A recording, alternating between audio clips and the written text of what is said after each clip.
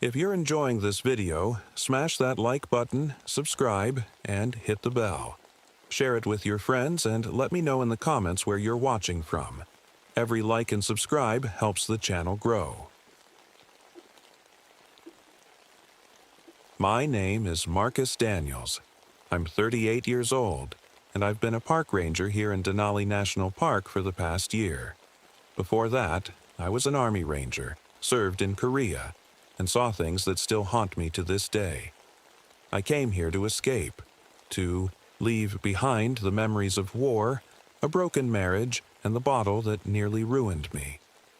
I thought the cold would help me forget. Turns out, it has a way of reminding you of everything you wish you could bury. It was the winter of 1959. One of the coldest on record. Temperatures dropped so low it felt like the air itself wanted to kill you.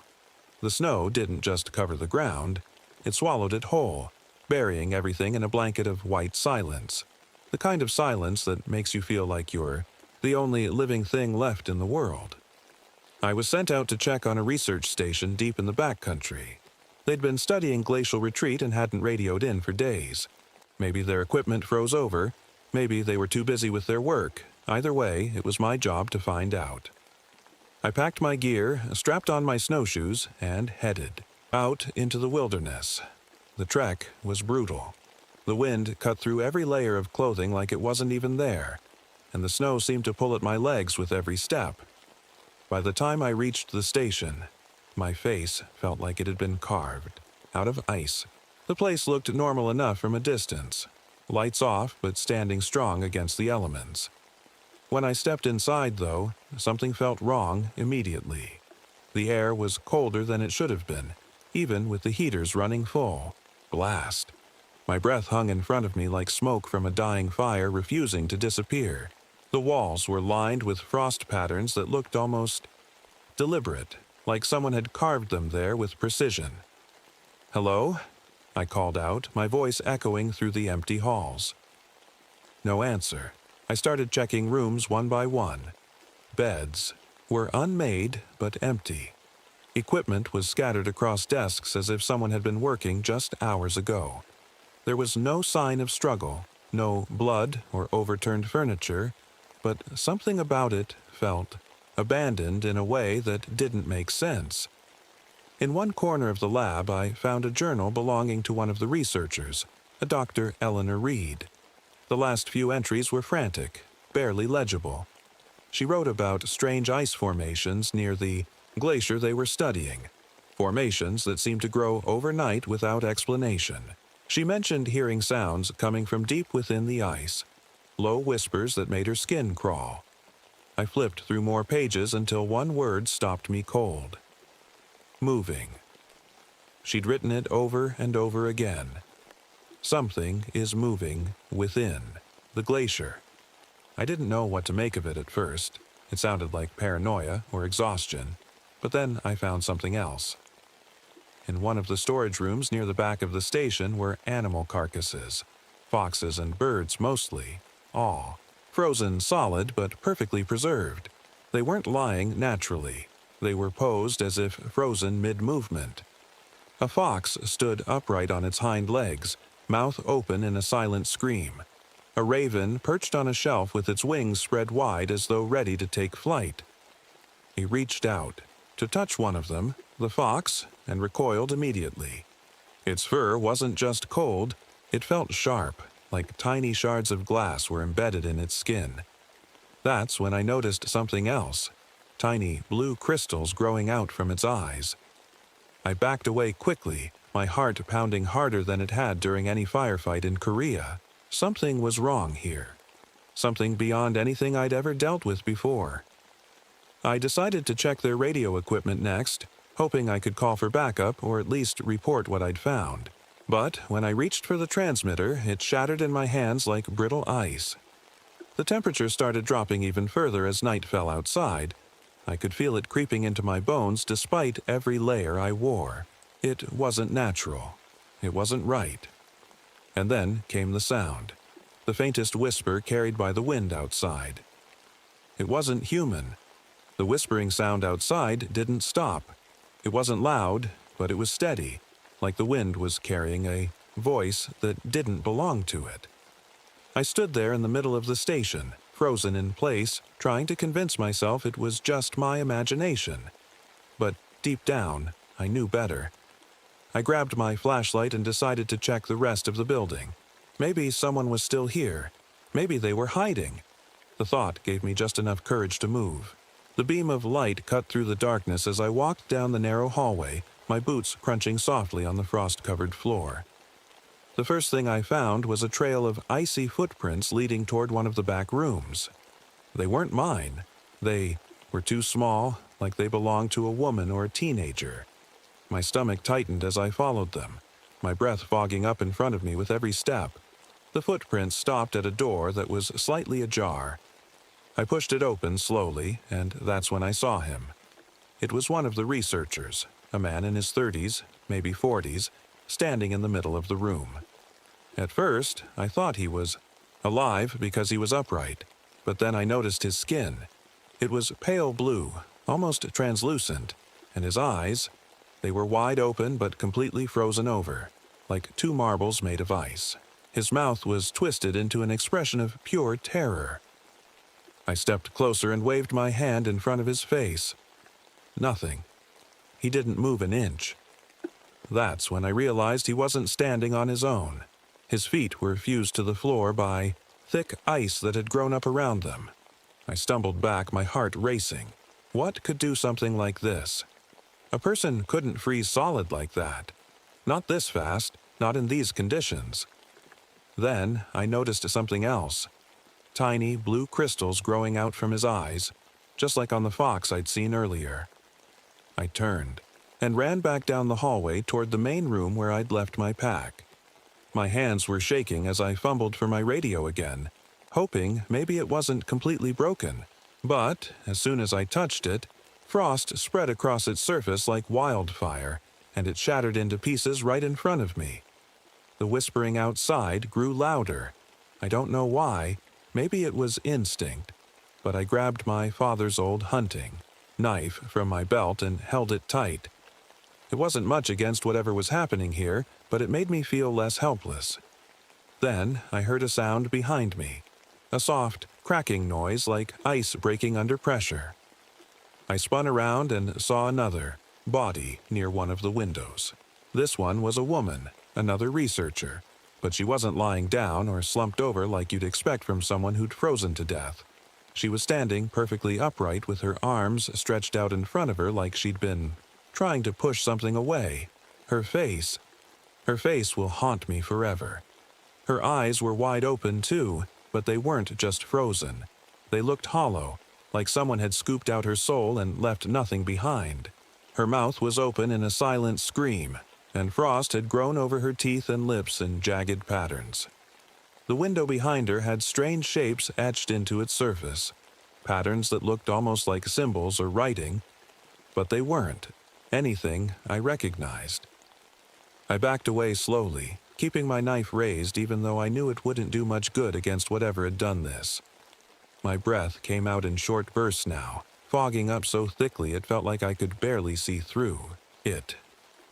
And then, silence.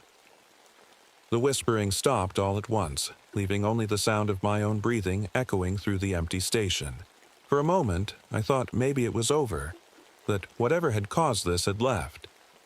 But then the temperature dropped again, so fast it made my ears pop, and frost began creeping up the walls right before my eyes. I knew I couldn't stay there any longer. Whatever had killed those people, whatever had frozen them solid, it wasn't done yet. I grabbed what little gear I could carry and headed for the door. But when I stepped outside into the freezing night air, I realized just how bad things really were. The snow around the station wasn't normal anymore. It glittered under the moonlight like shards of broken glass. And in the distance, near the edge of the tree line, something moved. It wasn't human. I froze in place, staring at the tree line. Something was there. Something tall and thin, barely visible in the moonlight. At first, I thought it might be a trick of the shadows or my tired eyes playing games with me.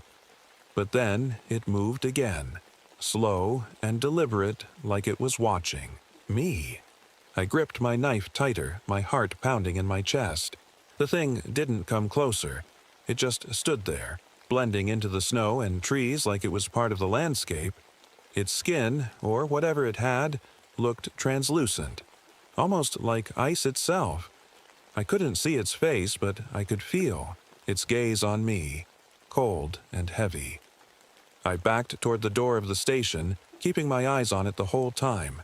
My boots crunched loudly in the snow, and that sound felt deafening in the silence of the night. When I reached the door, I slipped back inside and locked it behind me, even though I knew a lock wouldn't stop something like that. I leaned against the wall, trying to catch my breath and figure out what to do next. That's when I heard movement. From deeper inside the station. "Hello?" I called out, my voice shaking. For a moment, there was no answer. Then I heard a faint whisper, this time not from outside but from inside one of the supply closets. It wasn't just a whisper. It sounded like someone crying softly. I moved toward the sound slowly, my flashlight shaking in my hand. When I opened the closet door, I found her, Dr. Eleanor Reed, the woman whose journal I'd read earlier.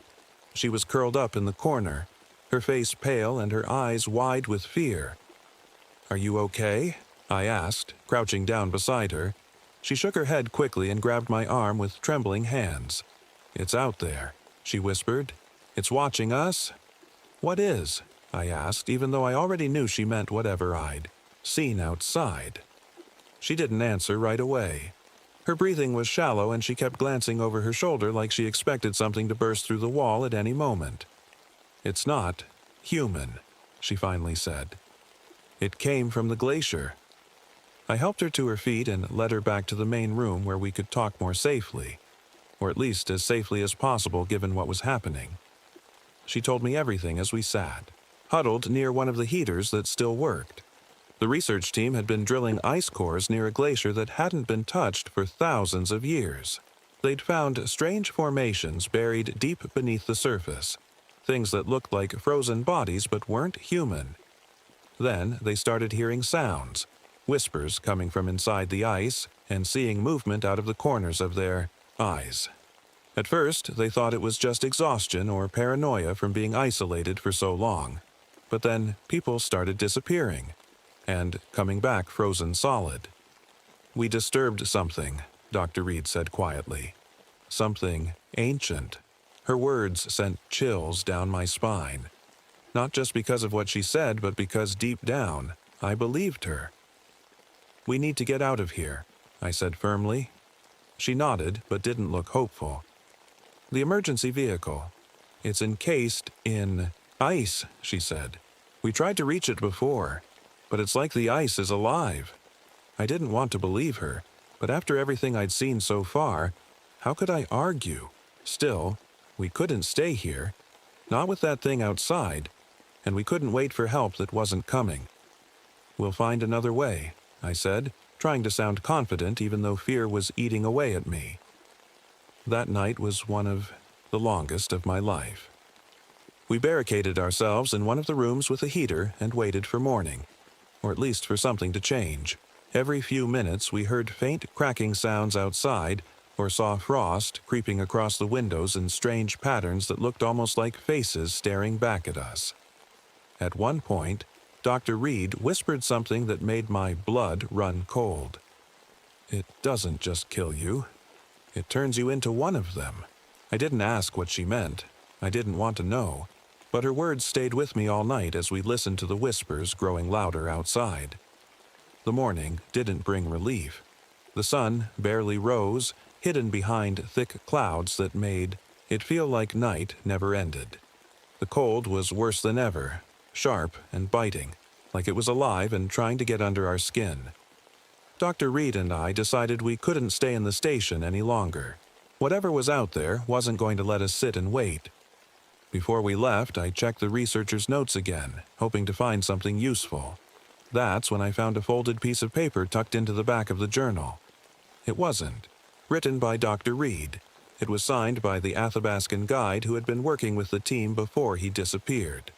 The note was short, written in shaky handwriting. You have disturbed sacred ground. The ice is not just ice. It is alive. It waits for centuries until someone is foolish enough to wake it. Leave now, or it will take you too. I read the words out loud to Dr. Reed, and her face went pale. The burial site, she whispered.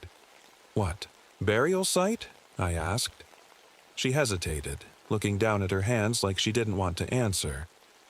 When we were drilling, we found remains buried deep in the glacier. Bones, tools, things that looked ancient. We thought it was a discovery, something important, but we didn't realize. Her voice trailed off, but I didn't need her to finish. They'd disturbed something they shouldn't have, something that had been buried for a reason. I folded the note and slipped it into my pocket, feeling a heavy weight settle in my chest. The indigenous warning wasn't just superstition or folklore, it was real, and now we were paying the price for ignoring it. We need to move, I said, trying to push down the fear rising inside me. Dr. Reed nodded, but she looked terrified. It's tracking us, she said quietly. What do you mean? She pointed to the window where frost patterns had formed overnight. They weren't random. They looked like trails leading toward us, like something had been following our movements. From outside. It follows your breath, she said. The condensation. It uses it to find you. I stared at her, trying to process what she'd just said. It sounded impossible, like something out of a nightmare, but after everything I'd seen so far, how could I argue? We packed what little supplies we had left and prepared to leave. The station on foot. The emergency vehicle was useless, encased in ice so thick it looked like part of the glacier itself now. Before we stepped outside, Dr. Reed stopped me and grabbed my arm again. If you see it, don't run, she said firmly. Why not? I asked. She shook her head, her eyes wide with fear. It likes fear. Her words sent a chill down my spine that no amount of clothing could stop. We stepped out into the snow together, moving quickly but carefully through the frozen landscape. The air felt heavier than before, like every breath was being watched by something unseen.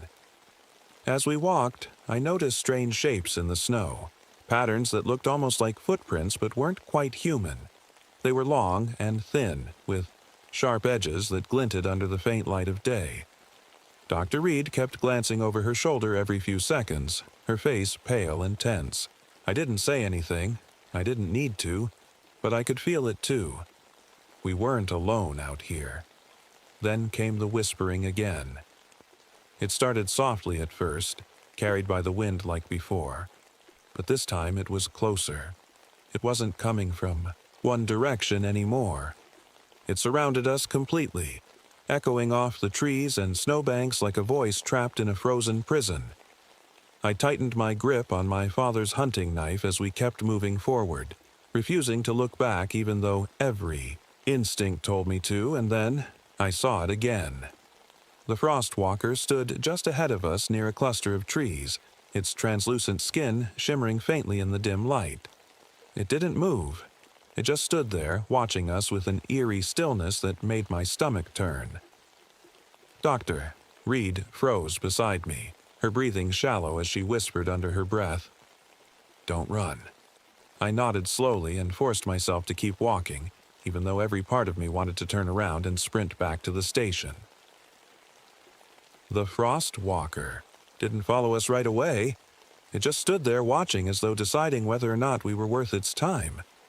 But deep down, I knew it wouldn't let us go easily. We kept moving through the snow, our steps slow and deliberate.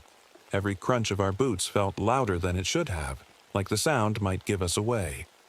The frostwalker didn't follow us, not yet, but I could feel its presence, like the cold had a mind of its own and was pressing down on us from all sides.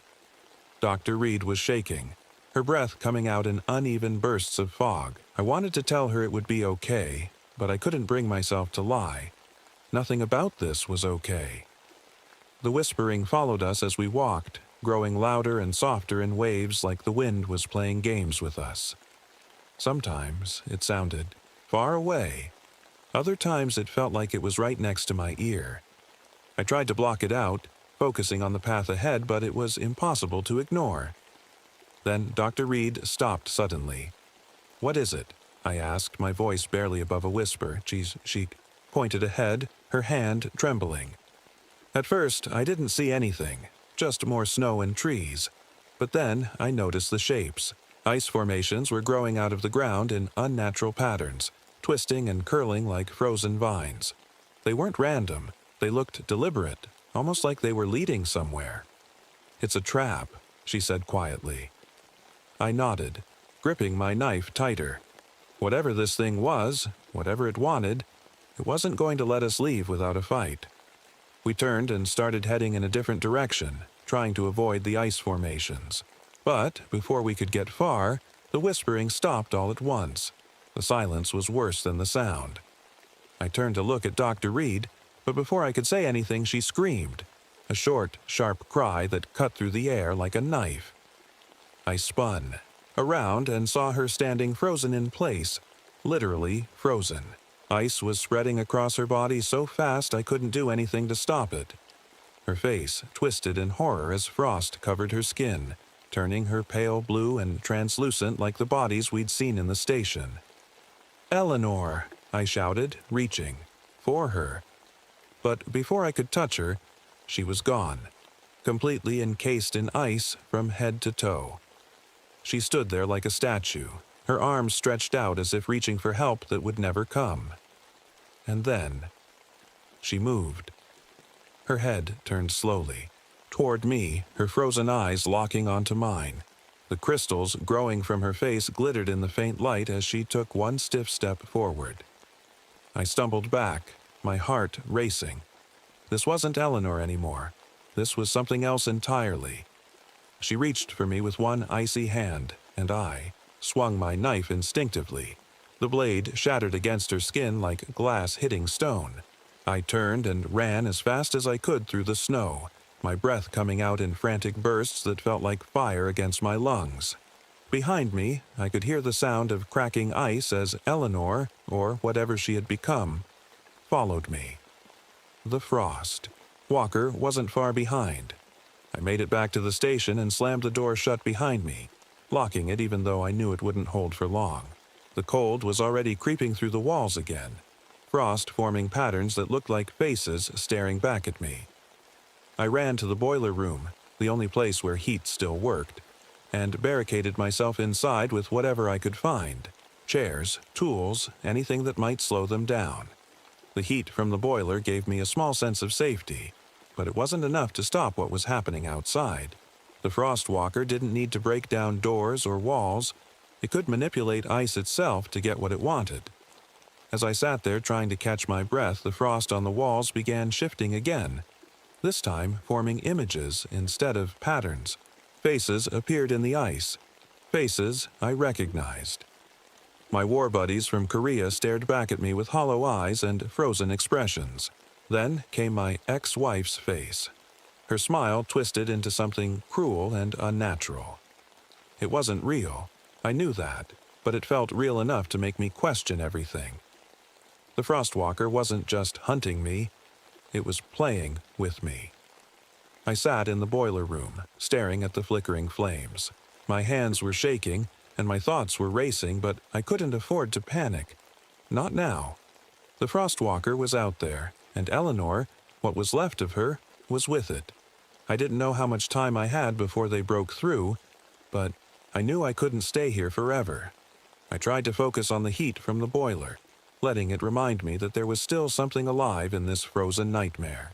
But the frost creeping across the walls didn't care about the fire. It was relentless, twisting into shapes that seemed to mock me. That's when I noticed a stack of papers on one of the shelves. They looked old, yellowed with age, and stamped with a government seal. I grabbed them and flipped through quickly, my eyes scanning for anything useful. What I found made my stomach turn. The documents weren't about glacial retreat or climate research. They were about something called Project Permafrost. The government had known about the Frostwalker for years, decades even. They'd been studying it, trying to figure out how to control it, how to use it as a weapon. Creature wasn't just ancient, it was prehistoric, older than humanity itself. It had been hibernating in the ice for thousands of years, waking only when disturbed. Its cycles of awakening lined up with major extinction events throughout Earth's history, events that wiped out entire species. And now, we'd woken it again. I clenched my fists, anger boiling inside me. They knew. The government knew what this thing was capable of, and they sent those researchers here anyway. They didn't care about the danger. They just wanted their weapon. But none of that mattered now. All that mattered was surviving.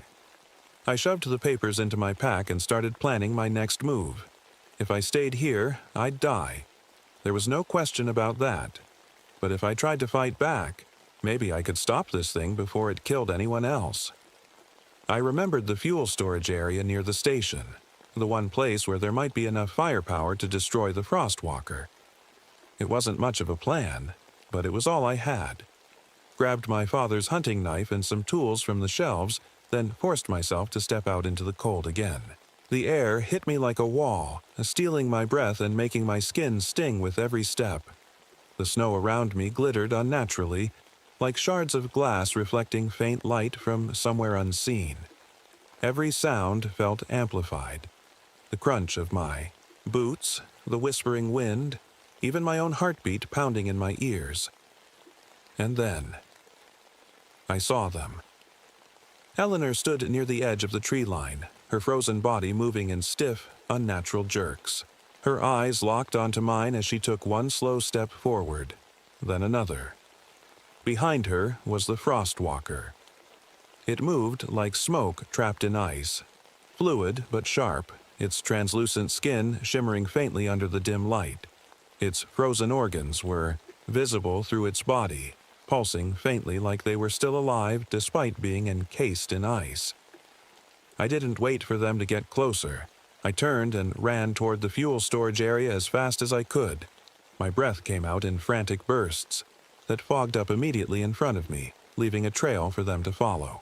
When I reached the storage area, I slammed the door shut behind me and started working quickly.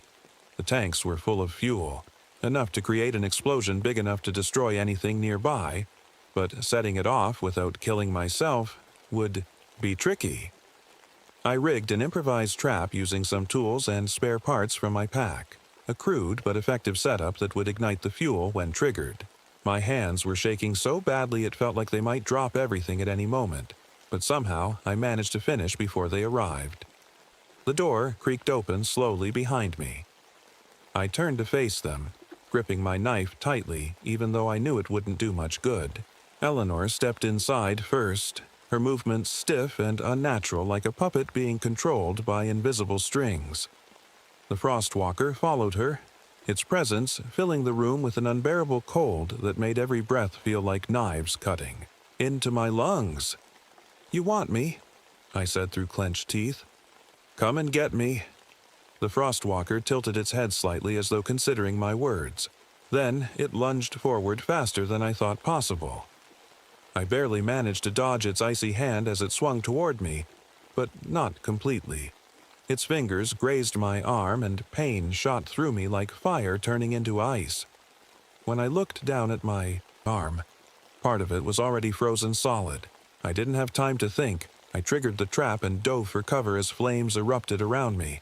The explosion shook the ground beneath me, sending shards of ice flying in all directions. Heat washed over me in a wave so intense it felt like it might burn away everything, including whatever was left of my frozen arm. When the smoke cleared, there was nothing left but ash and melted snow where they'd been standing. I stumbled outside into the freezing night air, clutching what remained of my arm as pain radiated through every part of me. My snowmobile was still nearby, miraculously untouched, and I climbed onto it with what little strength I had left. As I drove away from the station toward safety, or at least toward somewhere warmer, I noticed something strange, tiny blue crystals forming on my remaining hand. The drive back to the ranger station felt like a blur. The snowmobile roared beneath me, but the sound barely registered. My mind was stuck replaying everything I'd just seen, everything I'd just survived.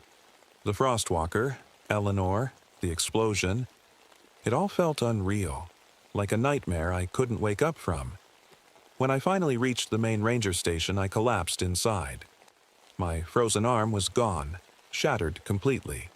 But the pain still lingered, deep and sharp. The other rangers found me lying on the floor, barely conscious, and rushed me to the hospital in Fairbanks. The doctors said I was lucky to be alive. They didn't understand how frostbite could take my arm so quickly or why my body temperature had dropped so low despite my gear. I didn't bother explaining. It wasn't something they'd believe anyway. The official report came a few days later. The government claimed a fuel explosion had destroyed the research station and killed everyone inside. They called it an accident, said the cold had caused equipment to malfunction. They didn't mention the Frostwalker or what really happened out there. They didn't mention Eleanor or the bodies frozen solid in unnatural poses. They confiscated everything.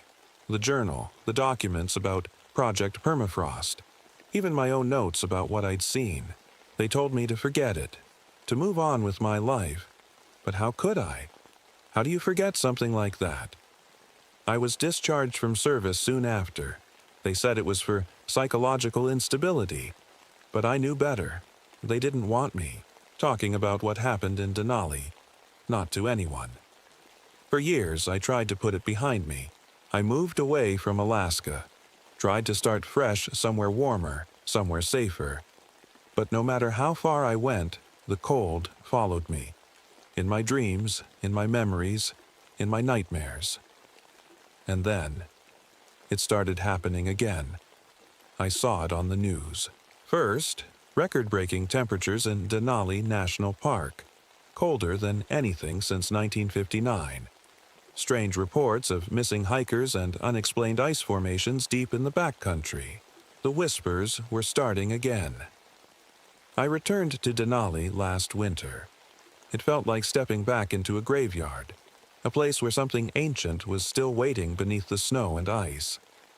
Tonight, as I stand here staring up at the aurora lights, flickering above me, I feel it again.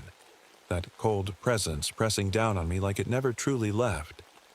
I look down at my hand, the one that's still mine, and see tiny blue crystals forming on my skin. It's not over.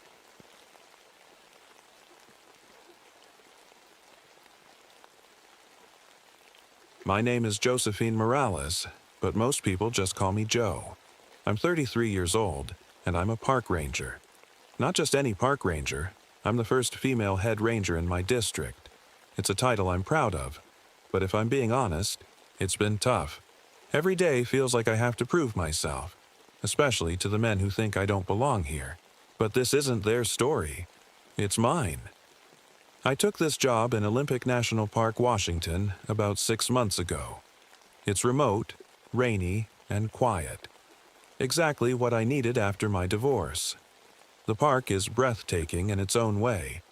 Towering, ancient cedar trees, moss-covered trails, and fog so thick it feels like you're walking through a dream, or a nightmare. The weather this year has been strange. Record rainfall even for this part of the world. The forest is wetter than usual, and everything seems alive in a way that's hard to explain. The moss is thicker, the mushrooms are bigger, and there's this smell in the air, earthy but sharp, like something rotting just beneath the surface. One morning in early spring, I was out on patrol near an old cedar grove that doesn't get many visitors. The trees there are massive, some over 1,000 years old, and the place has always felt different from the rest of the park. Peaceful, but heavy, like it's holding on to secrets. I was checking on the trails when I noticed something odd. A tree with what looked like a face growing out of its trunk. At first, I thought it was just a trick of the light or maybe some natural pattern in the bark. But as I got closer, I realized it wasn't just one face. It was several. Faint outlines of eyes, noses, mouths, all twisted and stretched like they were screaming silently from inside the wood. I shook it off as my imagination playing tricks on me and kept walking. But then I found something even stranger. An abandoned campsite deep in the grove. It looked like it had been there for years. Rusted cookware, rotting sleeping bags, and faded tie-dye blankets hanging from branches like forgotten ghosts. The weirdest part, there were carvings on some of the trees around the camp, figures with hollow chests and long arms reaching out toward each other. They reminded me of something out of a nightmare, but also familiar somehow. Later that evening, back at my cabin, I started digging through some old records from the park office. Missing persons reports caught my eye, hikers who had vanished without a trace over the years. Most of them were last seen near that same cedar grove. The next day, I decided to take another look at the grove with fresh eyes. This time, I brought my walking stick, a custom-made one carved with patterns of native plants, and my camera to document anything unusual. As soon as I stepped into the grove again, that heavy feeling returned stronger than ever. The forest was eerily quiet except for the sound of rain dripping from the canopy above. No birdsong, no rustling leaves, just silence broken by my own footsteps squelching through the mud. That's when I heard it. A faint sound carried on the wind like someone humming a tune just out of earshot. It seemed to be coming from deeper, within the grove near where a recent landslide had exposed part of an underground cave system. Curiosity got the better of me. I had to see what was making that sound. I followed the sound, my boots sinking into the wet earth with every step. The rain had picked up again, a steady drizzle that soaked through my jacket and made the air feel colder than it should have been. The humming grew louder as I got closer to the caves. It wasn't music exactly, more like a low, vibrating tone. That seemed to come from everywhere and nowhere all at once. The landslide had torn through part of the grove, leaving behind a jagged scar in the earth. At the base of it was the entrance to a cave, dark and yawning like a mouth waiting to swallow me whole. I hesitated for a moment, gripping my walking stick tighter.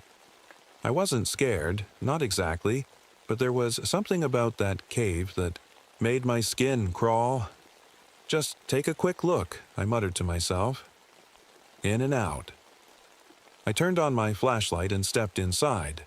The air was damp and smelled like wet stone and something else. Something sharp and metallic that made me want to hold my breath. The walls were covered in moss and strange fungi, some of them glowing faintly in shades of green and blue. I'd never seen anything like it before, and I've seen plenty of mushrooms in my time as a ranger. As I moved deeper into the cave, the humming grew louder, almost like it was coming from the walls themselves. My flashlight beam caught something. Ahead, a cluster of mushrooms growing in a perfect circle on the ground.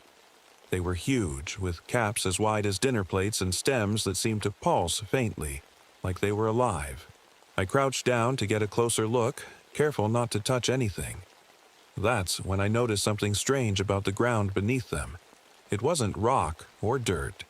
It looked soft, almost like skin. A shiver ran down my spine. But before I could think too much about it, I heard footsteps behind me. "Hello?" I called out, standing up quickly and shining my flashlight toward the cave entrance. A man stepped into the light, tall and thin with glasses fogged up from the rain. He looked just as surprised to see me as I was to see him. "Oh, sorry," he said, holding up his hands like he didn't want to scare me. "I didn't mean to startle you." "Who are you?" I asked, lowering my flashlight but keeping my guard up. "Dr. Leonard Powell," he said with a nervous smile. "I'm a mycologist, a mushroom scientist." He gestured toward the glowing fungi around us. "I've been studying these for weeks now. Fascinating species." I frowned. "You're not supposed to be here without a permit." "I know," he admitted, rubbing the back of his neck awkwardly. "But when I heard about this cave system opening up after the landslide, well, I couldn't resist." I sighed, but decided not to press him too hard just yet. "What do you know about these mushrooms?" I asked instead, pointing at the circle on the ground. Powell's face lit up like a kid on Christmas morning. "They're incredible. bioluminescent fungi with properties unlike anything I've ever seen before. He crouched down beside me and pointed at one of the caps. See how they're connected? It's part of a larger network, like an underground web that links them all together. Like roots? I asked, trying to follow what he was saying. Sort of, he said, nodding eagerly. But more advanced than that, almost like they're communicating with each other. I didn't know what to make of that, but before I could ask more questions, something caught my eye near the edge of my flashlight beam, a backpack lying against the cave wall. It looked newish, not like it had been there for long. Is that yours? I asked Powell, pointing at it.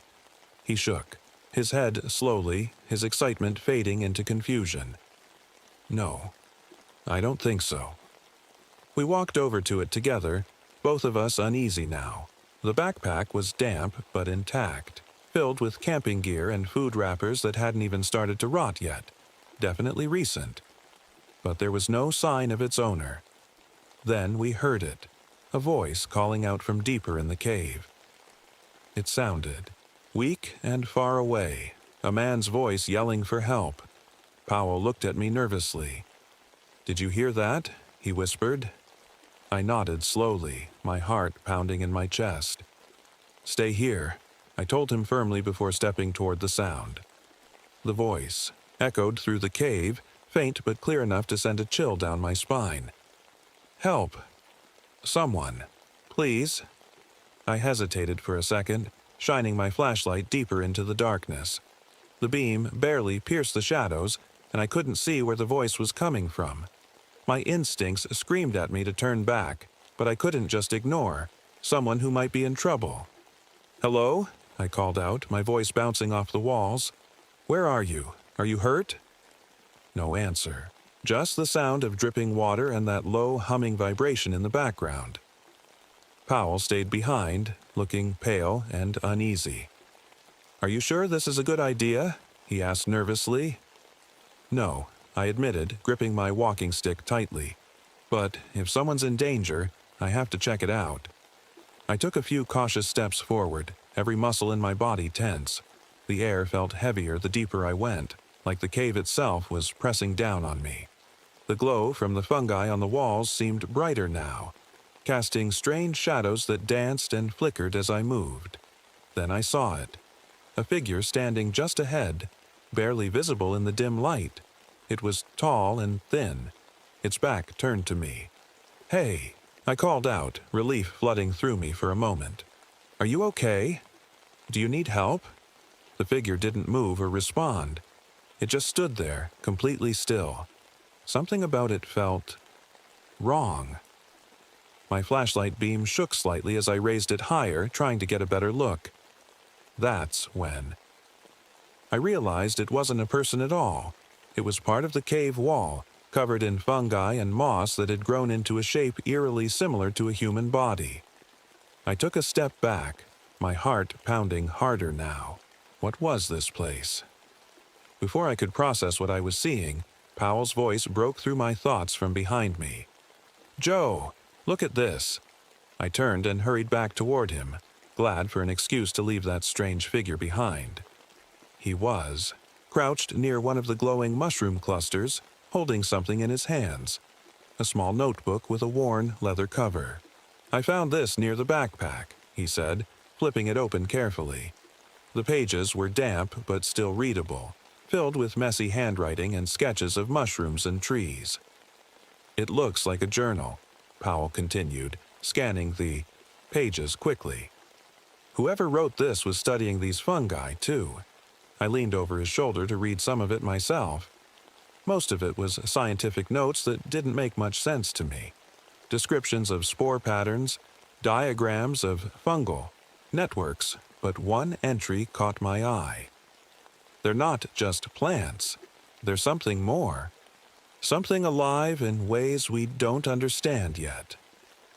The next page had a drawing that made my stomach twist. One of those hollow-chested figures carved into the trees near the abandoned campsite. Underneath it were 3 words scrawled in shaky handwriting. "Don't trust them." I didn't like where this was going. "We need to get out of here," I said firmly, snapping Powell out of his fascination with the journal. "But there's so much more to learn." He started to argue. "Not now." I cut him off, my voice sharper than I intended. "Something about this place isn't right." Powell reluctantly followed me back toward the entrance of the cave. But as we stepped outside into the rain again, I couldn't shake the feeling that we weren't alone anymore. That night, back at my cabin, I couldn't stop thinking about what we'd found: the strange mushrooms, the journal, and especially that figure in the cave wall that looked so human it made my skin crawl. I decided to dig deeper into park records again.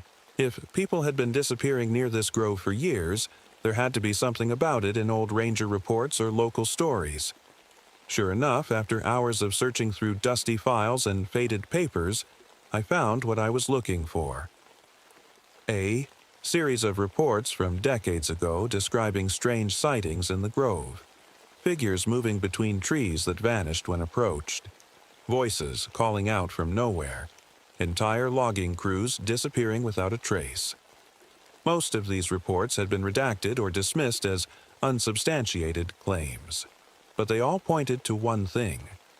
There was something wrong with this part of the forest. The next day, I decided to visit an elder from one of the local indigenous tribes who lived nearby. A man named Samuel who'd helped us with cultural preservation projects before. When I told him about what I'd seen and heard in the grove, his expression grew serious. "You've seen them," he said quietly after a long pause. "Seen what?" I asked. "The empty people," he replied grimly. "They live in the trees, and they don't let go." Samuel's words stuck with me long after I left his house. The empty people. They live in the trees, and they don't let go. I wanted to dismiss it as a legend, a story meant to scare children or explain things that couldn't be explained.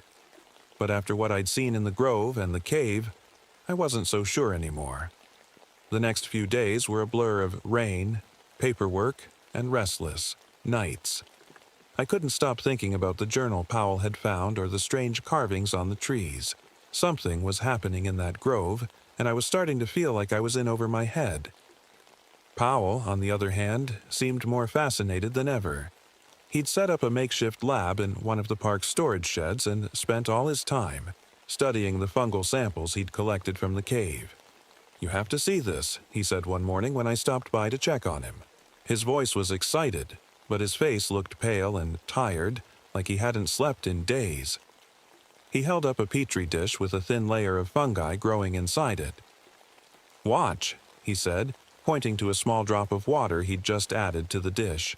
Leaned in closer as the fungi started to move, tiny tendrils reaching out toward each other like they were alive. "It's reacting," Powell said, his voice full of wonder. "It's almost like it's aware." I stepped back, uneasy. "That's not normal," I said quietly.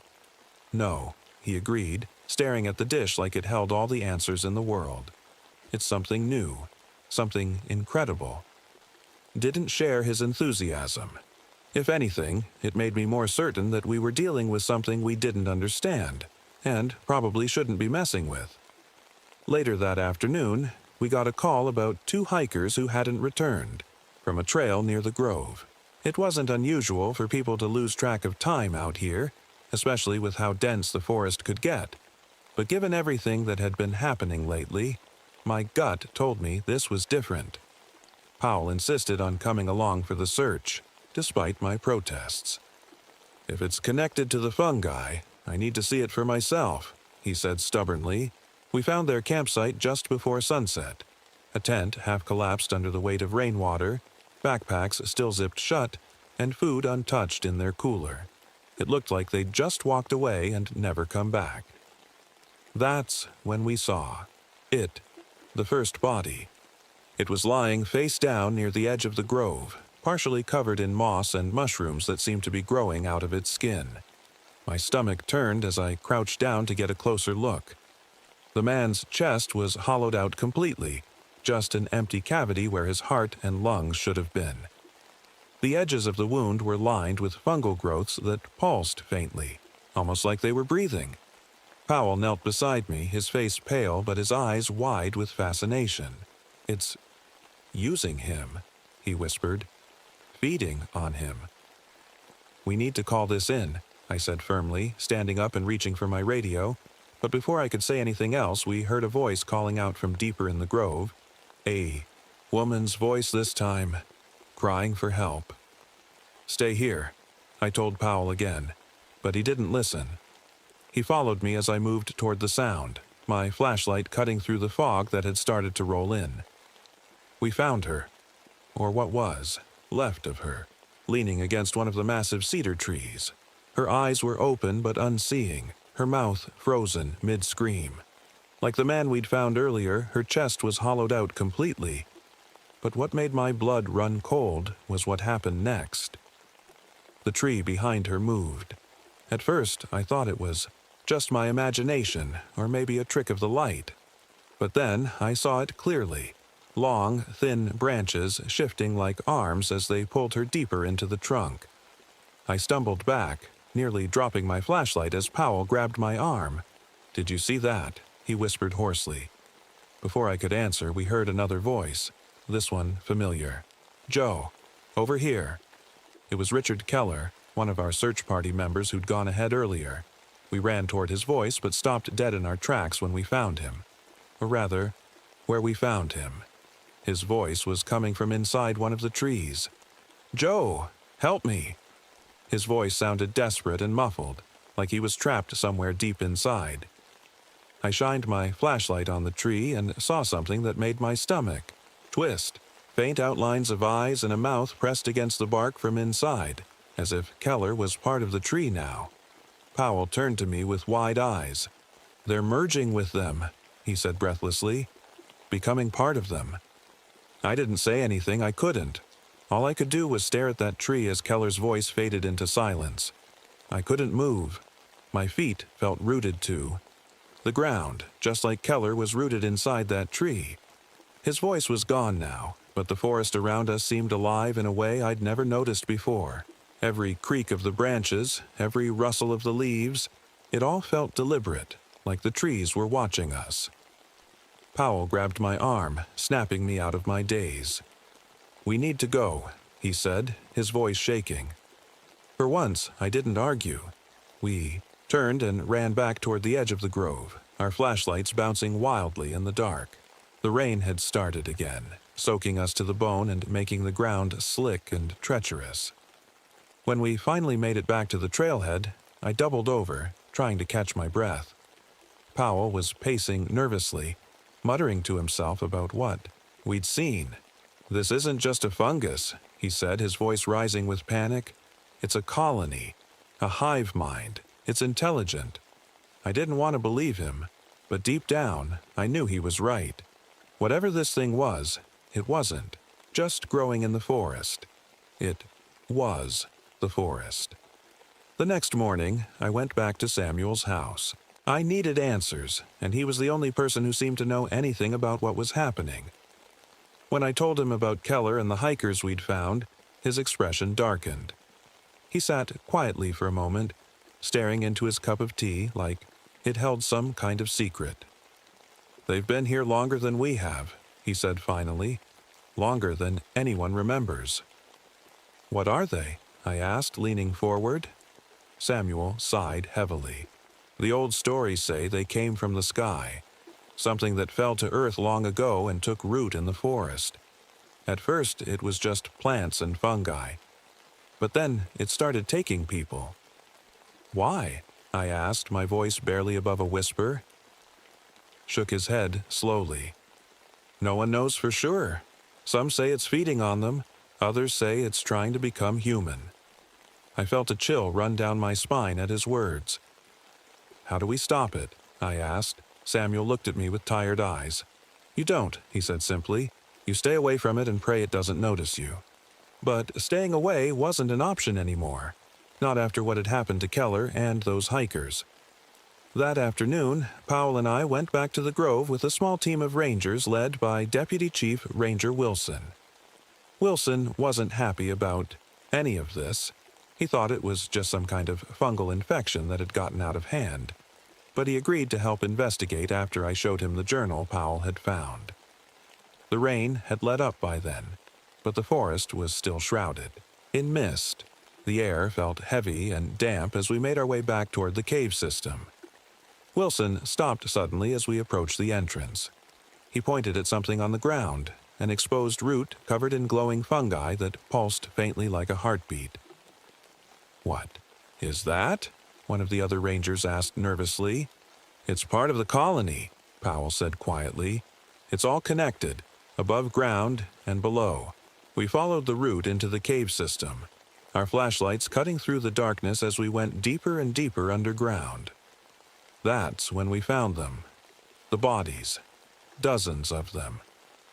They were scattered throughout the cavern in various stages of transformation, some fully merged with the walls or floor, others still recognizable as human but covered in fungal growths that pulsed and glowed faintly in the dim light.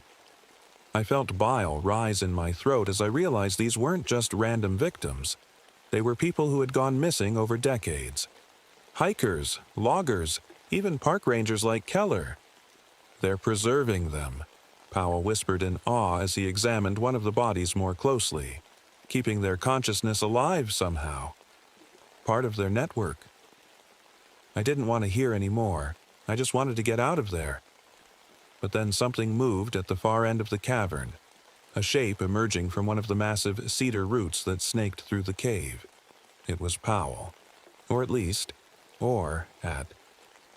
It looked like him. His skin was pale and stretched tight over his bones, his eyes glowing faintly with an unnatural light. He stepped forward slowly, his movements jerky and unnatural like a puppet on strings. "Joe," he said softly, his voice echoing strangely in the cavern. "Join us." I stumbled back in horror as Powell, or whatever he'd become, reached out toward me with thin, branch-like fingers. Wilson fired his gun without hesitation, the sound deafening in the confined space. But it didn't do anything. The thing that used to be Powell didn't even flinch as it melted back into one of the cedar roots and disappeared. "We're leaving," Wilson barked, grabbing my arm and pulling me toward the exit. But as we turned to go, I saw something at the center of the cavern. A massive fungal growth pulsing with light like a giant heart buried deep within the earth. And I knew then that this wasn't just about saving ourselves anymore. If we didn't destroy that thing, it would never stop spreading. I couldn't stop thinking about the heart, the massive fungal growth pulsing in the center of the cavern. It felt alive, like it was breathing, and I knew deep down that it was the source of everything. The hollow, men, the strange trees, the voices, it all came from that thing. Back at the ranger station, Wilson paced back and forth, his face grim. "We need to contain this," he said finally. "If this spreads beyond the grove—" He didn't finish the sentence, but we all knew what he meant. "Fire," I said quietly. "It's the only way." Wilson stopped pacing and looked at me. "You're serious?" I nodded. "I've seen what it does to people. Guns don't work, nothing else works. We have to destroy it completely, burn it down to ash." The other rangers exchanged uneasy glances, but no one argued. We all knew there wasn't any other choice. That night, we prepared for the burn. The plan was simple. Use controlled fires to destroy the grove and collapse the cave system where the fungal heart was located. It wasn't ideal. There was a risk of the fire spreading beyond our control, but it was better than letting this thing spread unchecked. The rain had eased up slightly, but lightning flashed in the distance as we loaded up our gear and headed back into the grove. The storm would make things harder, but it also gave us an opportunity. If we could use the lightning to ignite the heart directly, we might be able to destroy it faster. As we approached the cave entrance again, I felt that heavy, oppressive feeling settle over me like a weight on my chest. The forest seemed quieter than before.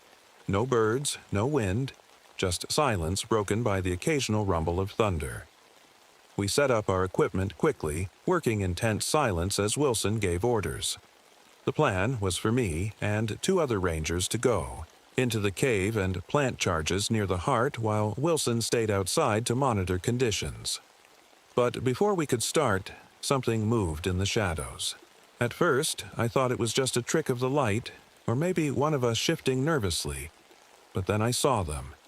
The hollow men. They stepped out from between the trees one by one, pale figures with hollow chests and glowing eyes that seemed to pierce through the darkness. Their movements were slow and deliberate, like they were studying us. One of them opened its mouth and spoke, not in its own voice, but in Keller's voice. "Joe," it said softly, its tone pleading. "Don't do this." Another spoke in Powell's voice. "You don't understand. We can save you." I froze for a moment, my heart pounding in my chest. They weren't just mimicking voices. They were using them against us, trying to confuse us or make us hesitate. Wilson fired his gun again, but just like before, it didn't do anything. The hollow men melted back into the trees as if they were part of them. "We don't have time for this," Wilson shouted. "Get inside and plant those charges." Inside the cave, everything felt worse than before. The walls seemed closer now, almost like they were closing in on us as we moved deeper toward the heart. The other rangers worked quickly to set up explosives while I kept watch with my flashlight and walking stick. My hands were shaking so badly I could barely hold on to either one. Then I heard it. The humming sound again, louder this time and almost deafening as we got closer to the heart. It pulsed in front of us like a living thing, massive and glowing, with faint blue light that seemed to ripple through its surface. For a moment, I felt something strange, a pull toward it, like it was calling me somehow. My vision blurred as spores filled the air around me, making me feel dizzy and disoriented. I saw flashes of images, people's faces merging with trees, voices crying out for help, Powell standing beside me with glowing eyes saying, "It's beautiful." I stumbled back as one of the rangers grabbed my arm. "Joe, are you okay?" I shook my head hard, trying to clear my thoughts. "Plant the charges," I managed to say through gritted teeth. As we finished setting up and started heading back toward the entrance, lightning struck outside, bright enough to light up the entire cavern for a split second.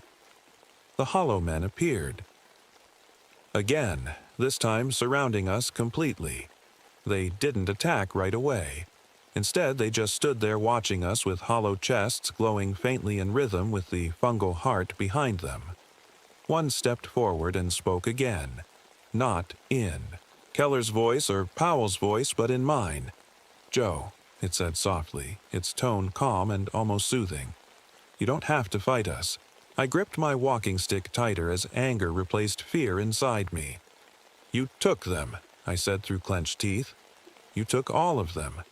The hollow man tilted its head slightly like it was confused, or maybe amused, and then stepped back into formation with the others. We made it outside just as another lightning strike hit near the grove, and that's when Wilson detonated the charges.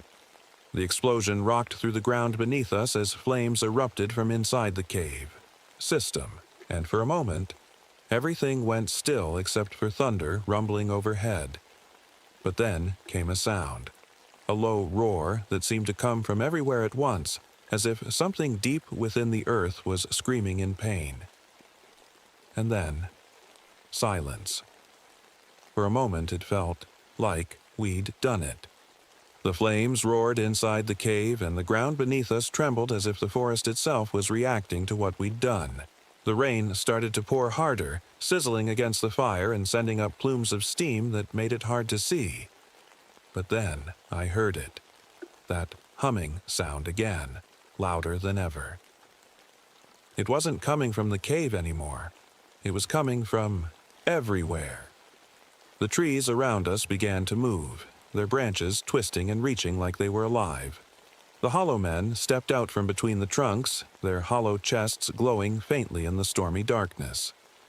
They didn't look human anymore. Whatever remnants of humanity they'd once had were gone. I felt a sharp pain in my chest and stumbled back, clutching at my shirt. My vision blurred as spores filled the air around me, swirling in the rain like tiny flecks of ash. I could feel them crawling into my lungs, into my skin, into me. "Joe!" Wilson shouted, grabbing my arm and pulling me away from the grove. We have to go, but I couldn't move. The spores were doing something to me, pulling me into their world, showing me things I didn't want to see. I saw Keller's face, pale and twisted as he merged with a tree. I saw Powell's glowing eyes as he disappeared into the fungal network. And then I saw myself, standing in the middle of the grove with hollow eyes and a glowing chest. Just like them. "No," I whispered, shaking my head violently. "No, I'm not yours." I gripped my walking stick tightly and swung it at one of the hollow men as it reached for me. The carved wood connected with its chest, and for a brief moment, it dissolved into a cloud of spores before reforming again further away. Wilson fired his gun at another one, but it was no use. They just kept coming. That's when I realized what I had to do. "The heart," I said through gritted teeth, forcing myself to stand upright despite the pain in my chest. "It's not dead yet." Wilson looked at me like I was crazy. "Are you out of your mind? You can't go back in. There. I have to," I said firmly, gripping my walking stick like it was the only thing keeping me grounded. "If we don't destroy it completely, this will never stop." Before he could argue, I turned and ran back toward the cave entrance. The flames were still burning inside, but they were starting to die down as the rain poured harder. The hollow. Men didn't try to stop me this time. They just watched silently as I disappeared into the darkness. Inside the cave, the air was thick with smoke and spores that made it hard to breathe. The fungal heart was still there, pulsing faintly in the dim light like it was struggling to stay alive. I didn't have much time. Lightning flashed outside again, illuminating the cavern for a split second. And that's when I saw them. The faces. Dozens of them pressed into the walls of the cave. Men and women who had been taken by the colony over decades or maybe even centuries. Their eyes were closed, their mouths frozen mid-scream as if they were trapped somewhere between life and death. And then they opened their eyes. "Joe," they whispered in unison, their voices echoing through my mind like a chorus of ghosts. Stumbled back, clutching at my head as their voices grew louder. "Join us." "No!" I screamed, raising my walking stick above my head like a weapon. The heart pulsed harder now as if it could sense what I was about to do. With all the strength I had left, I drove the sharp end of my walking stick straight into its center. The heart let out a deafening roar that shook the entire cavern as bright blue light erupted from within it. The walls trembled violently as chunks of rock began to fall around me. I turned and ran as fast as I could toward the entrance just as another lightning strike hit outside. This one so close that it lit up everything around me like daylight. The last thing I saw before diving out of the cave was the heart collapsing in on itself in a blinding flash of light. When I woke up later, everything was quiet. The rain had stopped, and the grove was eerily still. No movement, no sound except for my own ragged breathing. Wilson found me lying near the edge of the grove, covered in mud and ash, but somehow still alive. "It's over," he said quietly as he helped me to my feet. I wanted to believe him. I really did. But deep down, I wasn't so sure. In the weeks that followed, life went back to normal, or at least as normal as it could be after something like that. The official story was that a lightning strike had caused a fire in part of the forest, a convenient explanation that kept people from asking too many questions. But every time it rained after that night, I couldn't shake this feeling, that heavy weight on my chest like something was still watching me from deep within the forest. And then, one morning, I noticed something strange. A small hollow had started forming in my palm, just big enough for a single drop of rain to collect inside it. I stared at it for a long time before pulling on my gloves and heading out into another stormy day.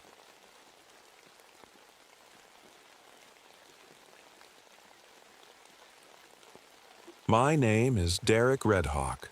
I'm a park ranger at Canyonlands National Park in Utah.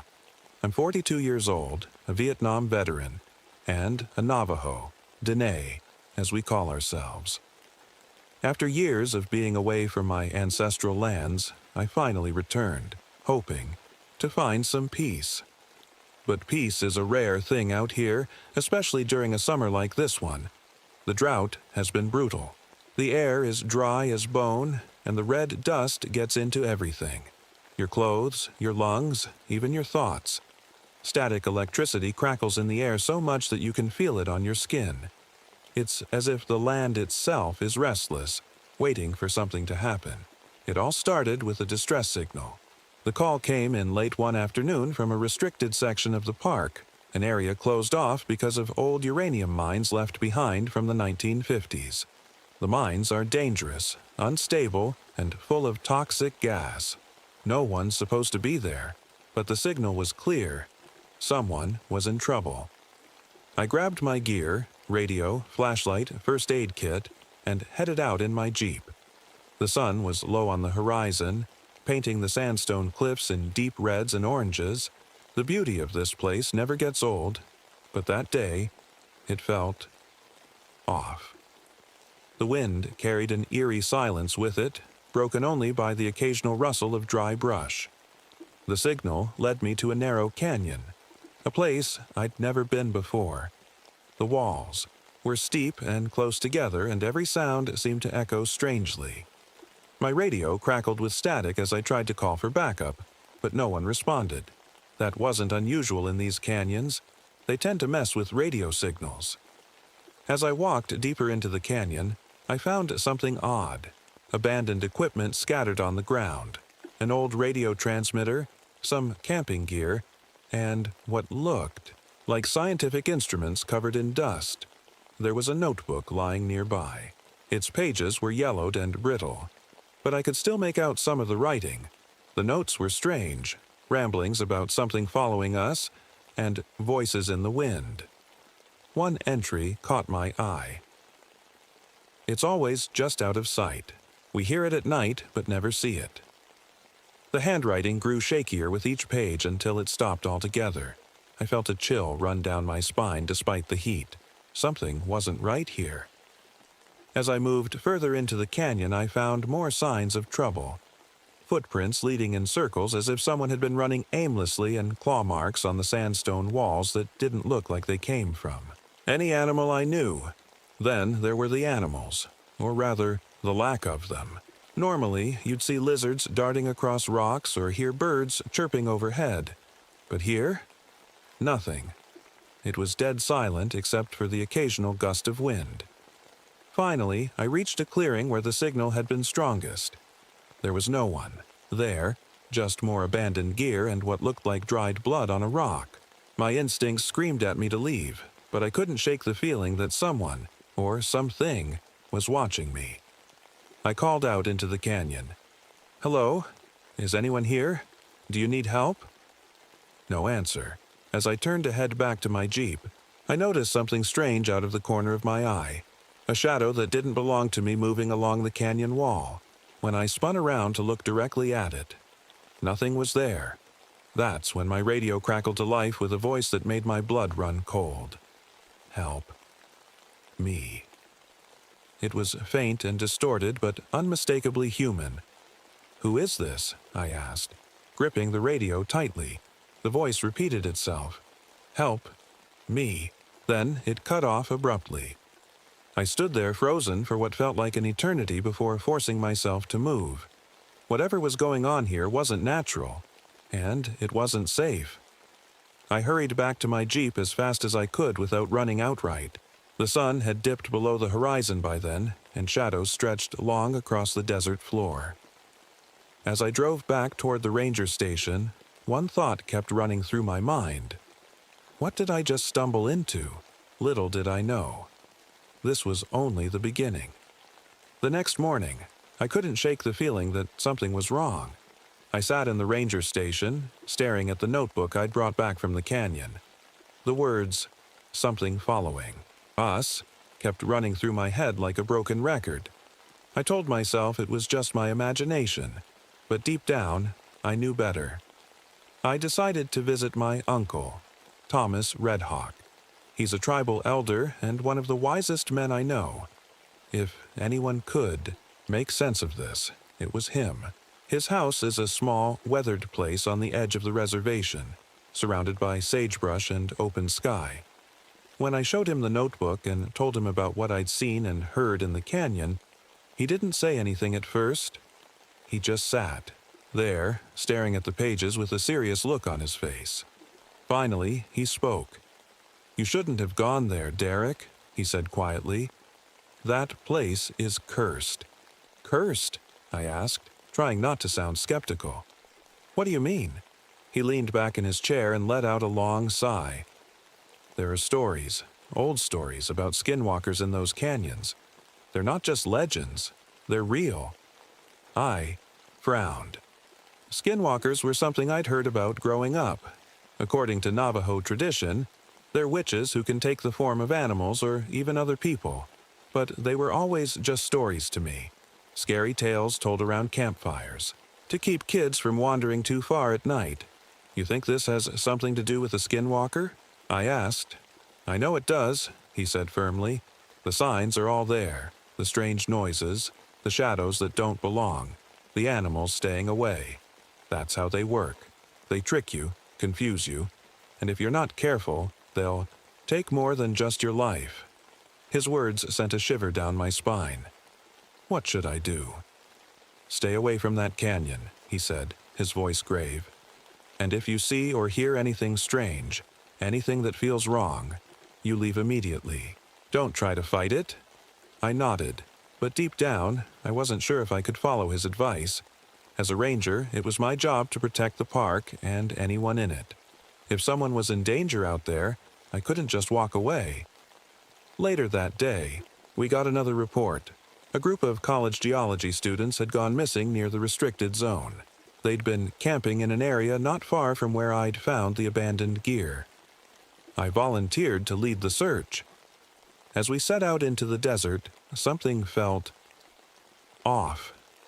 The wind had picked up again, carrying with it that same eerie silence I'd noticed before. Even my fellow rangers seemed uneasy, though no one said anything. We split up to cover more ground, and I found myself heading toward another narrow canyon. As soon as I stepped inside, my radio started acting up again. Static, mixed with faint voices that seemed to come from nowhere. "Derek. Derek." The voice was faint but unmistakable. It sounded like my own name being called from somewhere deep in the canyon. I froze in place, every muscle in my body tensing up. "Who's there?" I called out, my voice echoing off the sandstone walls. No answer.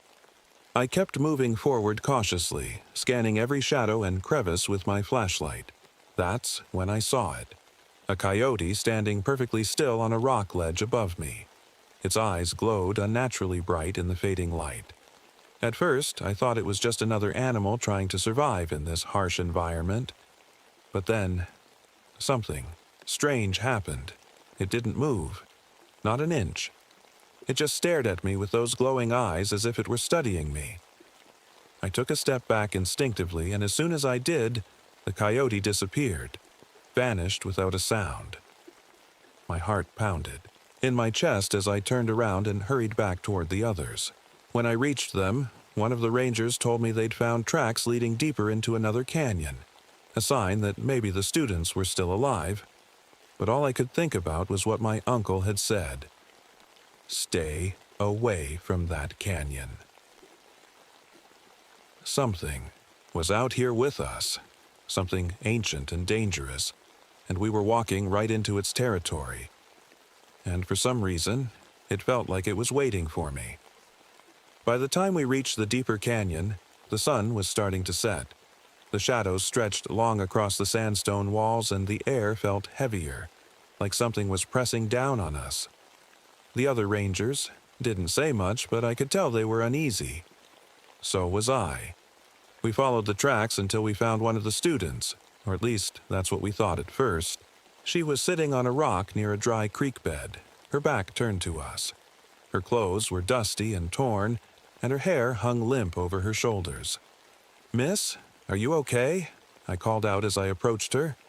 She didn't respond right away. When she finally turned around, something about her didn't seem right. Her face looked pale, almost grayish, and her eyes didn't seem to focus on anything. It was like she was looking through me instead of at me. "I got lost," she said in a flat, emotionless voice. I knelt down next to her and tried to check for injuries. "Are you hurt? Where are the others?" She didn't answer my questions. Instead, she said something that made my blood run cold. "You were in Vietnam." I froze. There was no way she could know that. I hadn't mentioned it to anyone here, and it wasn't something strangers could guess just by looking at me. "How do you know that?" I asked carefully. She tilted her head slightly and smiled. A strange, unnatural smile that didn't reach her eyes. "You saved people in helicopters." I stood up quickly and stepped back from her. My heart was pounding now, and every instinct I had told me something was very wrong. Before I could say anything else, another ranger called out from behind me. "Derek, over here." I turned to see him waving me over to a small cave entrance nearby. Relieved to get away from the girl for a moment, I hurried over to him. Inside the cave, we found more signs of the students: backpacks, water bottles, and even a pair of hiking boots, but no people. The walls of the cave were covered in strange marks that looked like scratches or carvings. Some of them reminded me of the petroglyphs I'd seen in other parts of the park, symbols left behind by ancient tribes. "What do you think happened here?" the ranger asked me. "I don't know," I admitted, though my mind was racing with possibilities. None of them good. When we stepped back outside, the girl was gone. We searched the area but couldn't find any trace of her.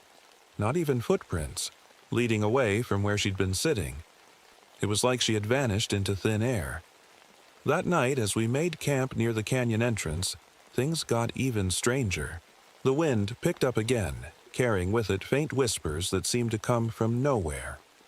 At first, I thought it was just my imagination or the sound of the wind moving through the rocks. But then I started hearing words, my name being called, softly from somewhere out in the darkness. "Derek, Derek."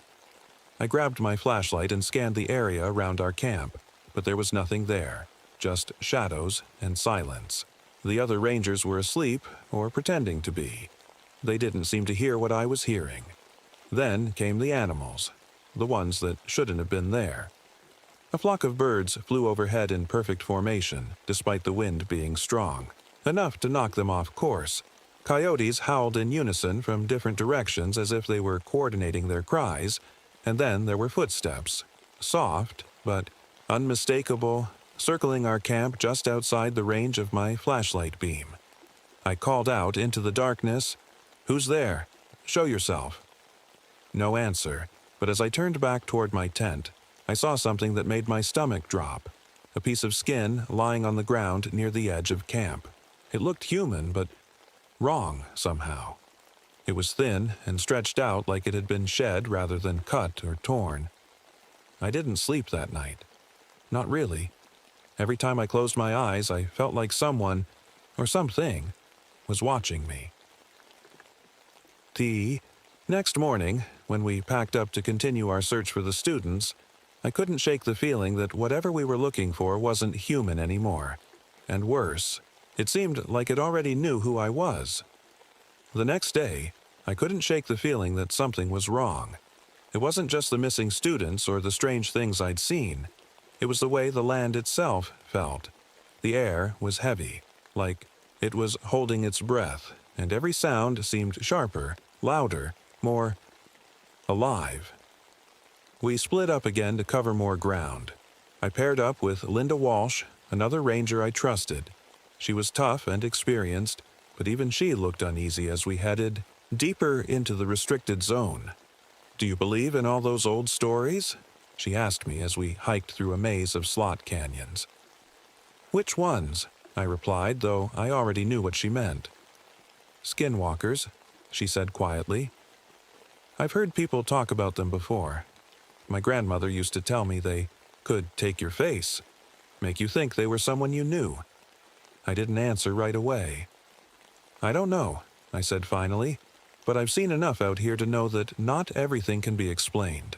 She nodded, but the look on her face told me she wasn't reassured. We followed a faint trail of footprints deeper into the canyon until we reached a narrow passage where the walls were so close together you could barely walk through without turning sideways. The air was cooler here, almost cold, and the shadows seemed darker than they should have been. That's when we heard it. A voice calling out from somewhere ahead. Help! Somebody help me! Linda froze and looked at me. That sounds like one of them. I nodded and raised my flashlight, scanning the passage ahead. Stay close, I said as we moved forward cautiously. The voice grew louder as we approached, but something about it felt off. It sounded too perfect, too clear, like it wasn't coming from a real person but from a recording being played back. When we rounded a corner, we saw someone standing in the middle of the canyon. A man wearing hiking gear that looked like it belonged to one of the missing students. He was facing away from us, his shoulders slumped like he was exhausted. Sir, are you okay? Linda called out. He didn't answer right away. When he finally turned around, my stomach dropped. His face looked normal at first glance, but his eyes were wrong. They were too dark, too empty, like there was nothing behind them. I got lost, he said in a flat voice that sounded eerily familiar. Linda stepped forward to help him, but I grabbed her arm and stopped her. Wait, I said quietly. Something's not right. She frowned at me but stayed where she was. The man tilted his head slightly and smiled. A strange, unnatural smile that made my skin crawl. Then he said something that made my heart stop. You saved people in Vietnam. It was the same thing the girl had said the day before. The same words in the same flat tone. Linda turned to me with wide eyes. How does he know that? I don't think he's one of them, I whispered back. Before either of us could say anything else, the man suddenly lunged at us with unnatural speed. His movements were jerky and wrong, like a puppet being pulled by invisible strings. We scrambled backward as he reached for us, his hands clawing at the air like he was trying to grab onto something that wasn't there. Then he stopped abruptly and stood perfectly still, too still, before turning and running off into the shadows faster than any human should have been able to move. Linda looked at me with fear in her eyes. What was that? I don't know, I said honestly, but it's not human. We decided to head back to camp and regroup with the others. As we walked back through the canyon, I couldn't shake the feeling that we were being followed. Every time I turned around, there was nothing there, but I could feel it watching us. When we reached camp, things got worse. One of the other rangers approached us with a strange look on his face, like he wasn't sure if he should say what he was about to say. You're not going to believe this, he said finally. But Linda came back earlier today. I froze and looked at him sharply. What are you talking about? She's been with me all day. He shook his head. No. She came back alone about an hour ago. I turned to Linda beside me, but she looked just as confused as I felt. What do you mean? She asked him. I mean, she walked into camp and started talking to us like everything was normal, he said slowly. But then she disappeared again. My blood ran cold as his words sank in. Something out here had taken Linda's face, and now it knew exactly how to trick us. The hunter had become the hunted, and it wasn't done with us yet. I didn't sleep that night. None of us did. The camp felt wrong. Too quiet, too still. Every time the wind rustled the tents or a twig snapped in the distance, I found myself gripping my flashlight tighter, waiting for something to show itself. Linda sat across from me by the fire, her face pale and drawn. Do you think it's really out there? she asked softly. I didn't answer right away. I don't think it's just out there, I said finally. I think it's watching us. Her eyes darted toward the shadows beyond the firelight, and I could see her trying not to let fear take over. I was doing the same thing. The next morning, I decided to go back to my uncle. I needed answers, something to make sense of what we were dealing with. Linda insisted on coming with me, saying she didn't want to be alone in camp after what had happened.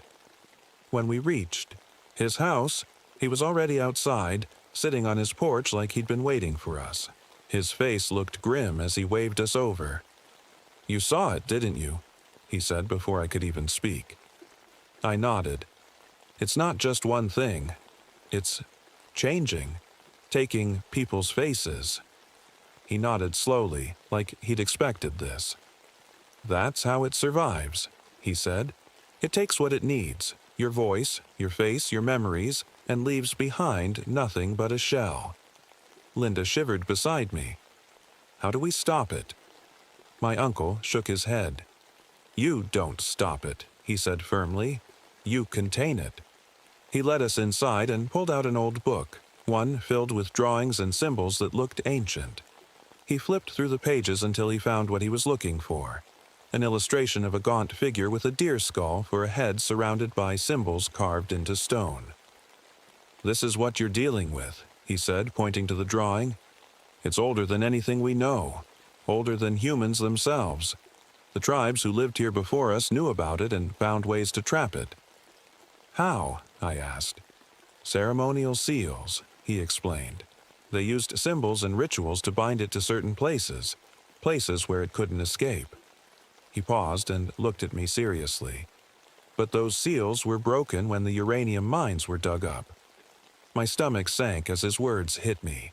The mining boom in the 1950s had disturbed something ancient, something that should have stayed buried. Linda frowned at the book. If they trapped it once, can we do it again? My uncle hesitated before answering. It won't be easy, he said finally. It's stronger now, more dangerous than ever. He showed us a map of the area and pointed to a spot deep in the restricted zone, a place marked with symbols similar to those in the book. This is where they trapped it before, he said. If you can lure it there and perform the ceremony, you might be able to contain it again. Might? Linda asked nervously. It's your only chance, my uncle said firmly. Before we left, he handed me a pouch filled with herbs and powders used in traditional ceremonies. Use this wisely, he said. And remember, don't trust anything you see or hear out there. I nodded and thanked him before heading back to camp with Linda. As we drove through the desert, I couldn't help but feel like we were walking into a trap set by something far smarter than us. The restricted zone was quiet when we arrived, too quiet. Even the wind seemed to have stopped as we made our way toward the spot marked on my uncle's map. The canyon walls grew taller and narrower as we moved deeper into the maze-like terrain, until we finally reached an open clearing where ancient petroglyphs covered the rocks around us. This is it, I said, my voice barely above a whisper. Linda nodded but didn't say anything. We began setting up for the ceremony, placing the herbs and powders around the clearing in patterns my uncle had shown us. The symbols felt familiar somehow, like they belonged here, as if they were part of the land itself. But as we worked, I couldn't shake the feeling that something was watching us from just beyond the canyon walls. The shadows seemed darker now, and every sound echoed strangely through the narrow passages. Then came the voices, soft at first but growing louder with each passing moment. Derek. Linda. They sounded like people we knew, rangers from camp, friends from home, but there was something wrong about them, something hollow and empty. Linda looked at me with fear in her eyes. It knows we're here. I nodded grimly as I finished, placing the last symbol on the ground. Whatever this thing was, it wasn't going to let us trap it without a fight. The canyon felt alive, but not in the way a forest or a meadow might. It was a different kind of alive, like the rocks themselves, were holding their breath, waiting for something terrible to happen. The air was thick, pressing down on us, and every sound seemed to echo too long, like the walls were whispering back. Linda and I stood in the clearing, surrounded by the symbols we'd drawn with the herbs and powders my uncle had given us. The petroglyphs on the canyon walls seemed to glow faintly in the fading light, though I couldn't tell if it was just a trick of my eyes or something else entirely. Then we heard it, a sound that made my blood run cold. Footsteps. Slow, deliberate, and coming from somewhere behind us. I turned around, shining my flashlight into the shadows. "Who's there?" I called out, my voice steady even though my hands were shaking. No answer. The footsteps stopped, but the silence that followed was worse. It was so quiet I could hear my own heartbeat pounding in my ears. "Derek." A voice called softly from the darkness. I froze. It wasn't just any voice, it was my uncle's. "Derek, it's me," it said again. "I came to help." Linda grabbed my arm. "Don't," she whispered urgently. "It's not him." I knew she was right. My uncle would never have followed us out here, not after everything he'd told me. But hearing his voice, it shook me in a way I wasn't prepared for. The voice grew louder, more insistent. "You need me, Derek. You can't do this alone." Then another voice joined in. This time, Linda's own voice, calling out from the opposite direction. "Help me," it said, soft and pleading. "Please." Linda's grip on my arm tightened as her face went pale. "That's not me," she whispered, her voice trembling. The thing was playing with us now, trying to break us down, and it was working. Suddenly, there was a rustling sound behind us. We spun around just in time to see someone, or something, step into the edge of the clearing. It looked like one of the missing students at first glance, but as it moved closer, I could see that its movements were wrong, jerky and unnatural, like it didn't quite know how to use its body.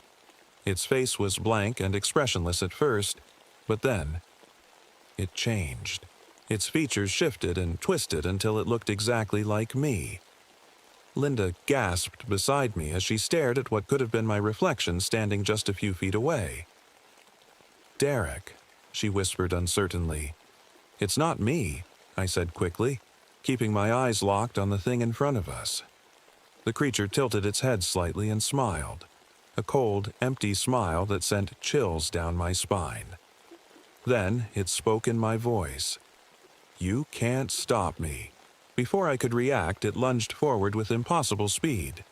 Linda screamed as I grabbed her arm and pulled her back toward the center of the clearing where we'd set up the symbols. The creature stopped just short of crossing the boundary we'd created with the herbs and powders. It hissed angrily, its face twisting into something monstrous. Its skin stretched too tight over its bones, its eyes glowing faintly in the dim light. "It can't come in," Linda said breathlessly as she realized what had happened.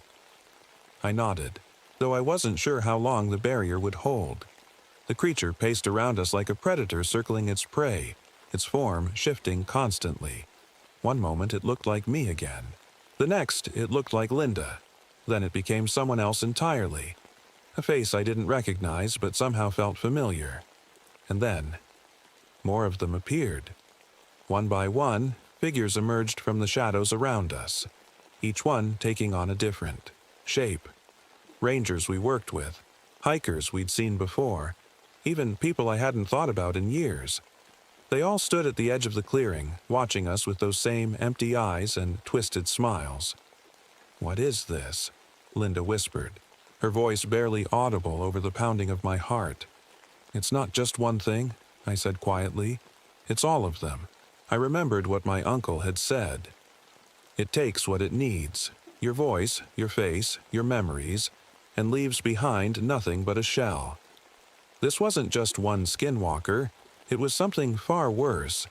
It had been feeding off this land for decades, maybe even centuries, and now it had grown strong enough to become many. The creatures began to move closer, testing the barrier we'd created. The air grew colder with each passing second, and I could feel something pressing against. My chest. A weight that made it hard to breathe. "We have to finish this," I said firmly, turning to Linda. "Now." She nodded quickly as we both knelt down to prepare for the ceremony my uncle had taught us.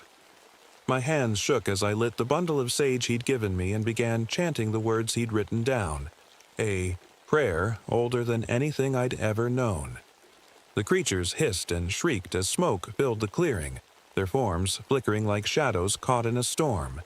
But they didn't back away.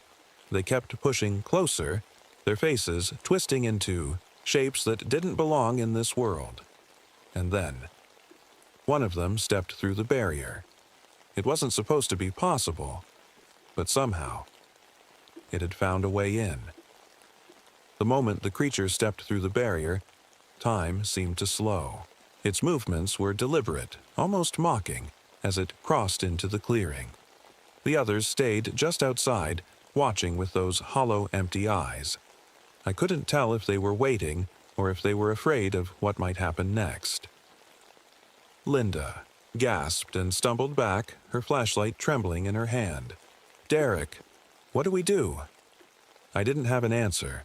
My uncle's instructions had been clear. The symbols and herbs were supposed to keep it out. But this thing wasn't following any rules. It was stronger than we'd thought, smarter than we'd imagined. The creature stopped a few feet away from us, its form shifting again. One moment it looked like Linda. The next, it looked like me. And then it became something else entirely. A gaunt figure with a deer skull for a head and long, bony limbs that moved like smoke. Its voice came next, a mix of whispers and growls that seemed to come from everywhere at once. "You think you can trap me," it said, its tone mocking. "I've been here longer than you've been alive, longer than your people have walked this land." I clenched my fists, trying to keep my fear in check. "You don't belong here," I said firmly, though my voice shook. "This isn't your land." The creature tilted its head, its glowing eyes narrowing as it studied me. "It was mine before it was yours," it hissed. "Before the tribes came, before the miners dug their holes, before you built your little parks." Linda grabbed my arm tightly, her nails digging into my skin. "Derek, it's getting closer." I nodded and reached for the pouch of herbs my uncle had given me. If the barrier wasn't enough, maybe the ritual itself would be stronger. I lit another bundle of sage and began chanting again, louder this time, forcing myself to focus on the words even as the creature moved closer. The smoke curled around us like a protective shield, but the thing didn't stop. It kept advancing, its twisted body moving in unnatural ways. "Your words are nothing," it growled. "Your prayers are dust." But as I continued chanting, something changed. The symbols on the ground began to glow faintly, their light spreading outward like ripples in water. The creature paused for a moment, its head jerking toward the glowing symbols as if it were confused or angry. Linda noticed, too. "It's working," she said urgently. "Keep going." I did just that, pouring every ounce of strength I had into the ritual. The smoke grew thicker, swirling around us as the thing moved faster now, its form flickering between shapes as it tried to break through my concentration. One moment it was my uncle. Then it was Linda. Then it was someone I hadn't seen in years. A soldier I'd served with in Vietnam, who hadn't made it home. "Derek," it whispered in his voice. A voice I hadn't heard in decades but still haunted me in my dreams. For a split second, I froze, the memories flooding back so fast that I couldn't breathe. But then, Linda's voice snapped me out of it. "Don't listen to it," she shouted desperately. "It's not real." She was right. None of this was real. Not the faces or voices or memories it was using against me. It was all a trick, a way to break me down and make me vulnerable. I gritted my teeth and forced myself to keep chanting, even as tears blurred my vision and fear clawed at my chest. The symbols flared brighter now, their light spreading across the clearing like fire. The creature shrieked again and recoiled slightly, but not enough to stop its attack. That's when I remembered what my uncle had said. don't trust anything you see or hear out there. If this thing fed on faces and voices, on memories, it meant one thing. It couldn't survive without them. I reached for my flashlight and aimed its beam directly at the creature's face, the deer skull that seemed to be its true form beneath all those stolen identities. "Show yourself," I shouted, angrily. "Stop hiding behind us." The light hit the skull dead on, and for a moment, everything stopped. The creature froze in place, its twisted body trembling as if it were struggling against something unseen. Then its form began to shift again, but this time, it didn't take on anyone's face or voice. It became something else entirely, something ancient and monstrous that didn't belong in this world. Its true form was horrifying. Gaunt limbs stretched too far, skin that looked like cracked earth, eyes that burned with unnatural light. But now that we could see it for what it really was, we could fight it. Linda grabbed another bundle of sage and lit it quickly while I continued chanting louder than ever before. The creature shrieked one last time, a sound so loud and terrible that it echoed through every canyon around us, before collapsing onto itself like smoke being sucked into a vacuum. And then, silence. The glowing symbols faded slowly, until they disappeared completely, leaving nothing but darkness behind. Linda collapsed onto her knees beside me, breathing heavily as tears streamed down her face. "Did we do it?" she asked shakily. I nodded slowly but didn't say anything. Not yet, because even though the creature was gone, I couldn't shake the feeling that this wasn't over. Not yet. The canyon was quiet now, but it wasn't the comforting kind of quiet. It was the kind that felt wrong, like the land was holding its breath, waiting for something else to happen. Linda and I sat there for a long time, staring at the spot where the creature had disappeared. The air smelled of burnt sage and dust, and my hands wouldn't stop shaking. "We stopped it," Linda said finally, her voice barely above a whisper. "Didn't we?" I wanted to believe her, but I couldn't. Something about the way the shadows moved in the corners of my vision told me this wasn't over. Not really. We packed up our gear and left the canyon as quickly as we could.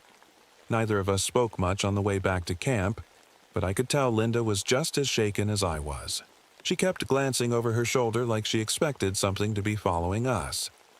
When we reached camp, the other rangers were waiting for us, their faces pale and tense.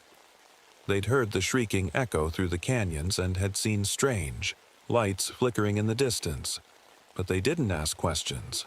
Not right away. It was like they knew some things were better left unsaid. The official report we filed later claimed that toxic gas from the old uranium mines had caused hallucinations and confusion, an explanation that satisfied the park superintendent and kept the area closed off indefinitely. But Linda and I knew better. A week later, I visited my uncle again to tell him what had happened. He listened quietly as I described everything. The voices, the faces, the ceremony, and when I finished, he nodded slowly. "You did what you could," he said. "But things like that, they don't die. They wait." "What do you mean?" I asked. He looked at me with a seriousness that made my stomach tighten. "It's still out there," he said simply. "It's weaker now, but it'll find a way back. It always does." I left his house feeling heavier than ever, like I was carrying something I couldn't put down. A few days later, while hiking alone on a remote trail, I saw someone ahead of me, a man wearing a ranger uniform just like mine. At first, I thought it was one of my co-workers, but as I got closer, I froze. He turned around slowly and smiled, a smile that looked too familiar. It was me. And just like that, I knew this wasn't over.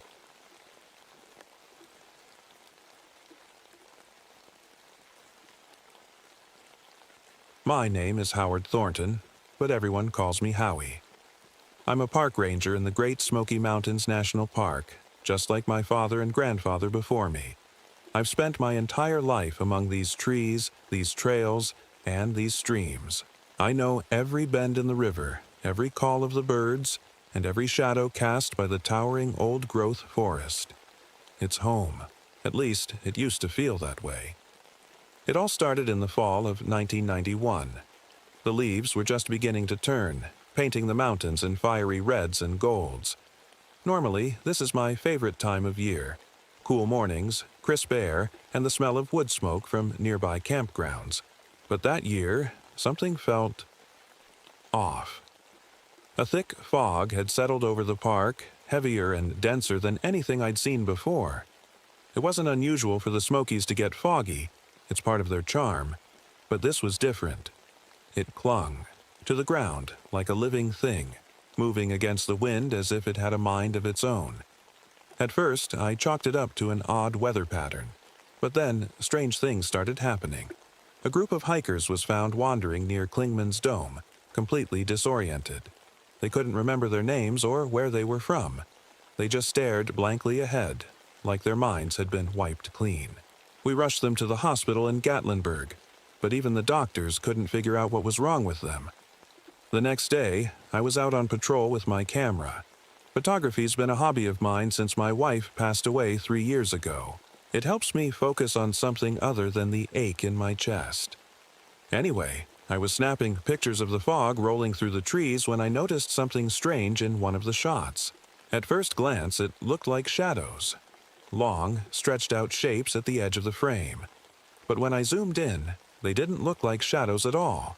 They looked like figures, tall and thin, with antler-like shapes on their heads. I told myself it was just a trick of the light or maybe a smudge on the lens. But deep down, I knew better. That night, I couldn't sleep. The image from my camera kept replaying in my mind.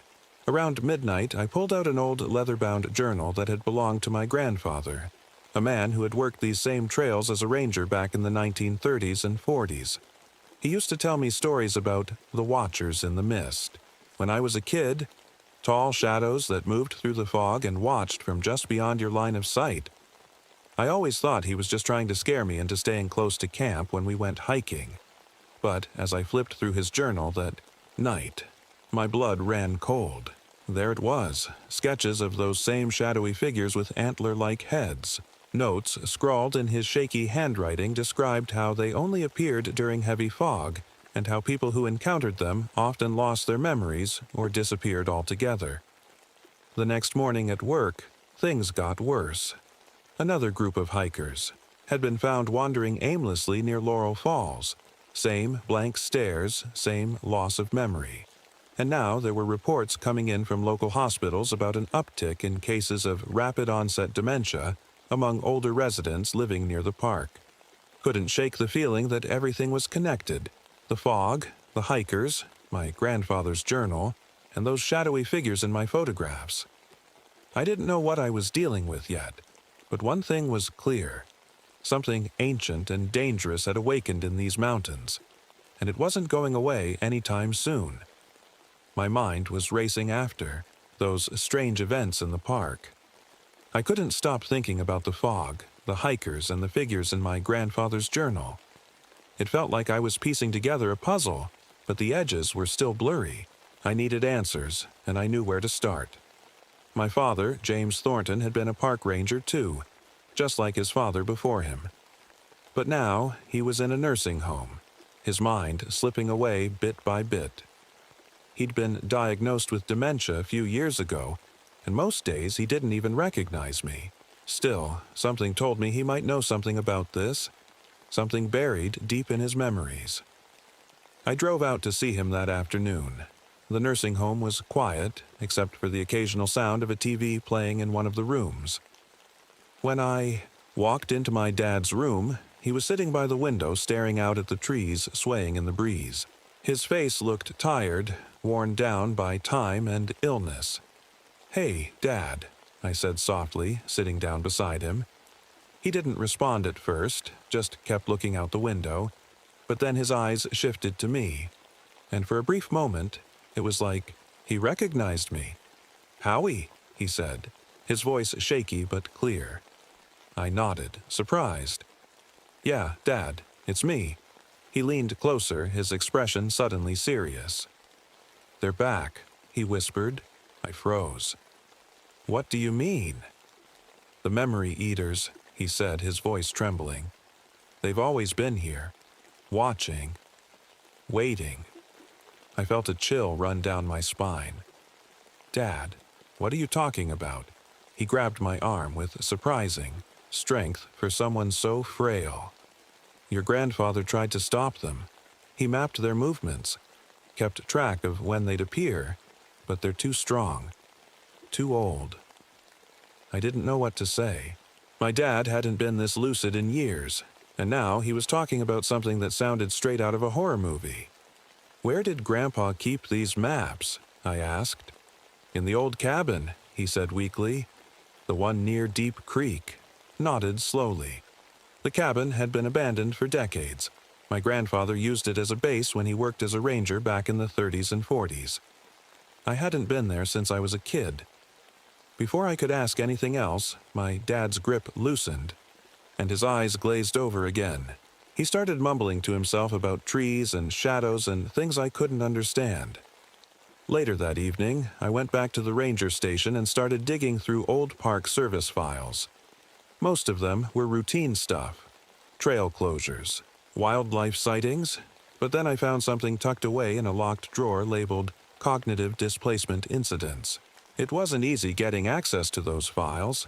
I had to convince my supervisor it was related to recent events.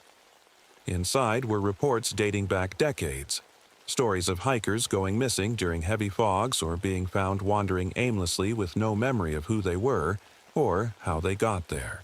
There were even accounts from other rangers describing strange figures in the mist, tall shadows that seemed to move just out of sight.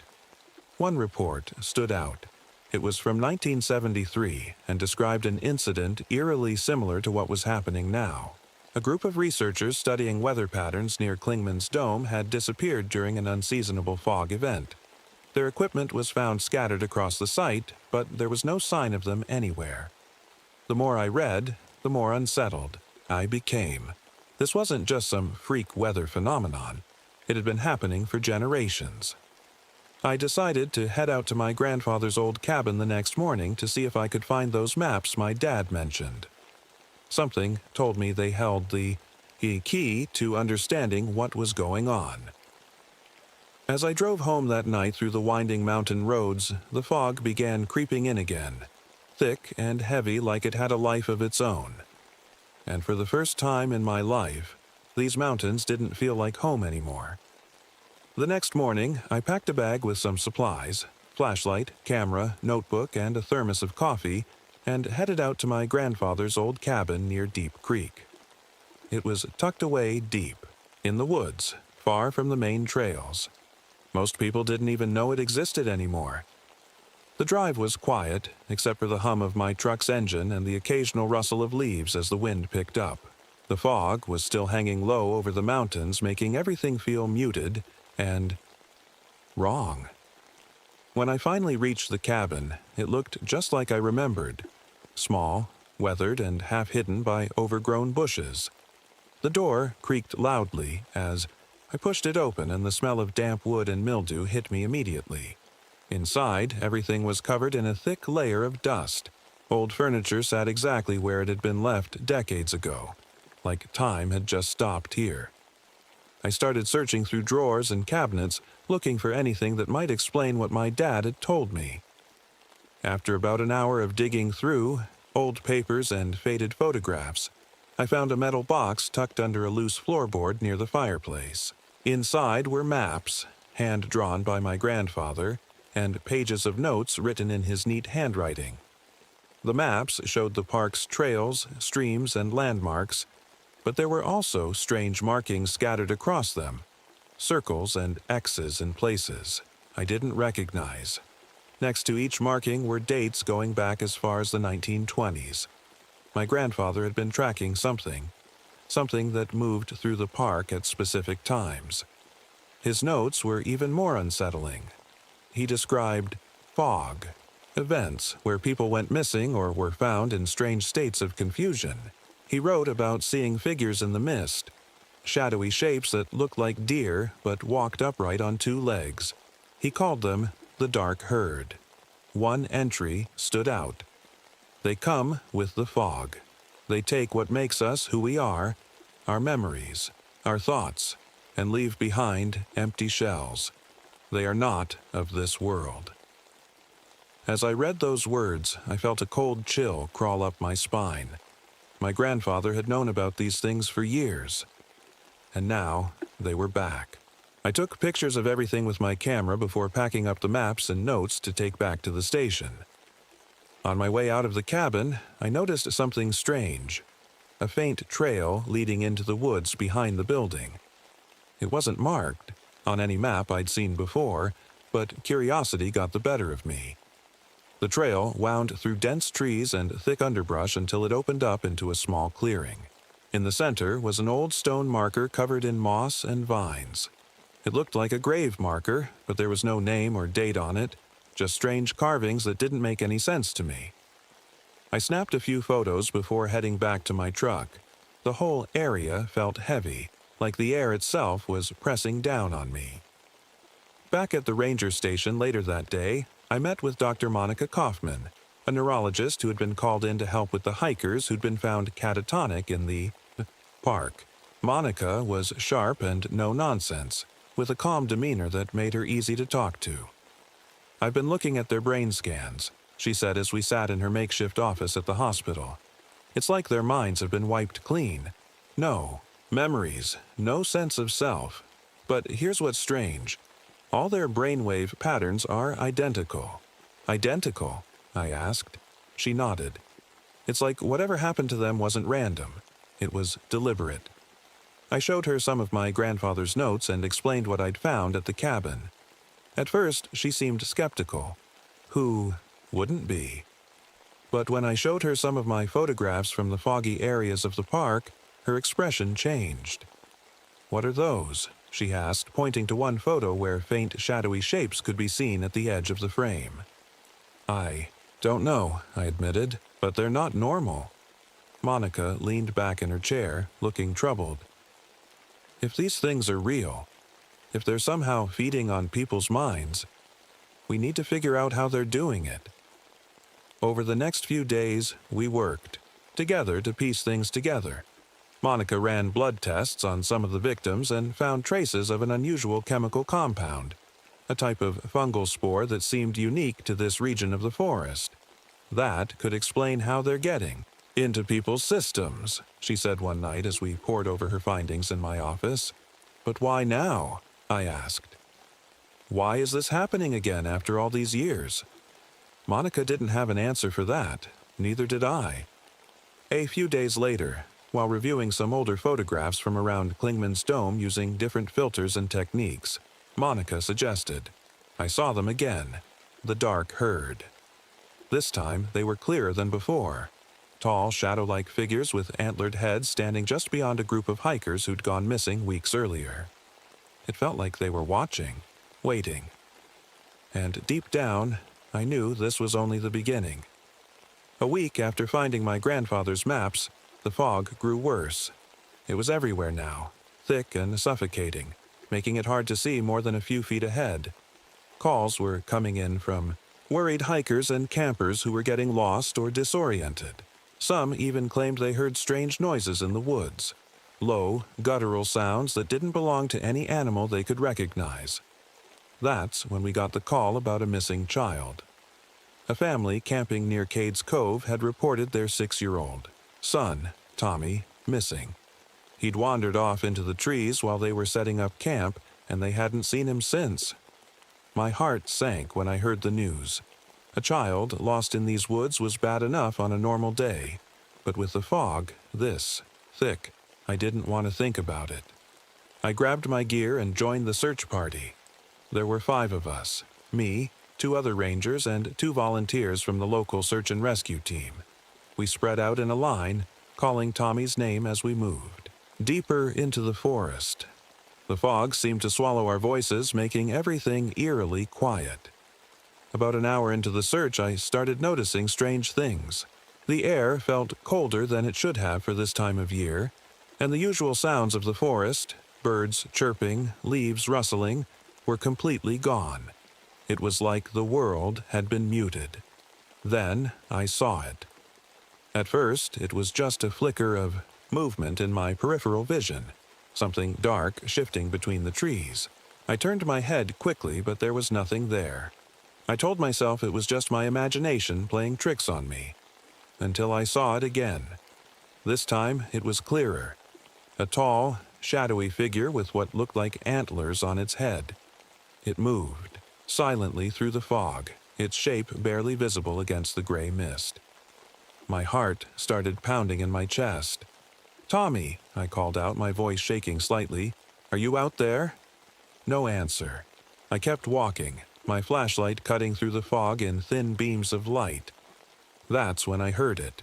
A faint sound like whispering coming from up ahead.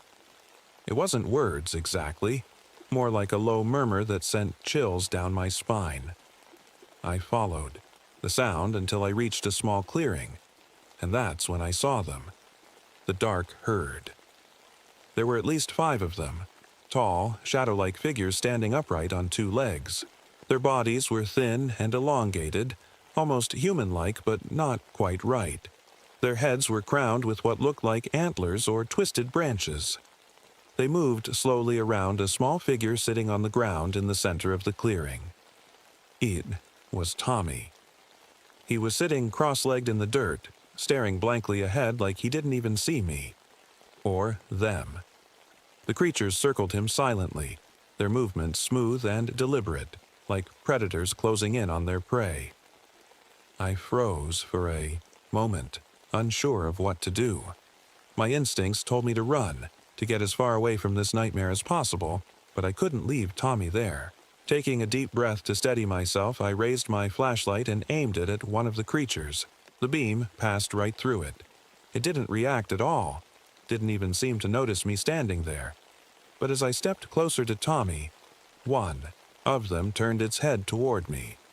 Even though it didn't have eyes that I could see, I felt its gaze lock onto me like a weight pressing down on my chest. "Tommy," I said softly, trying not to panic. "It's okay. I'm here to help you." He didn't respond, didn't even blink. I reached out to grab his arm, but as soon as I touched him, a wave of dizziness hit me like a freight train.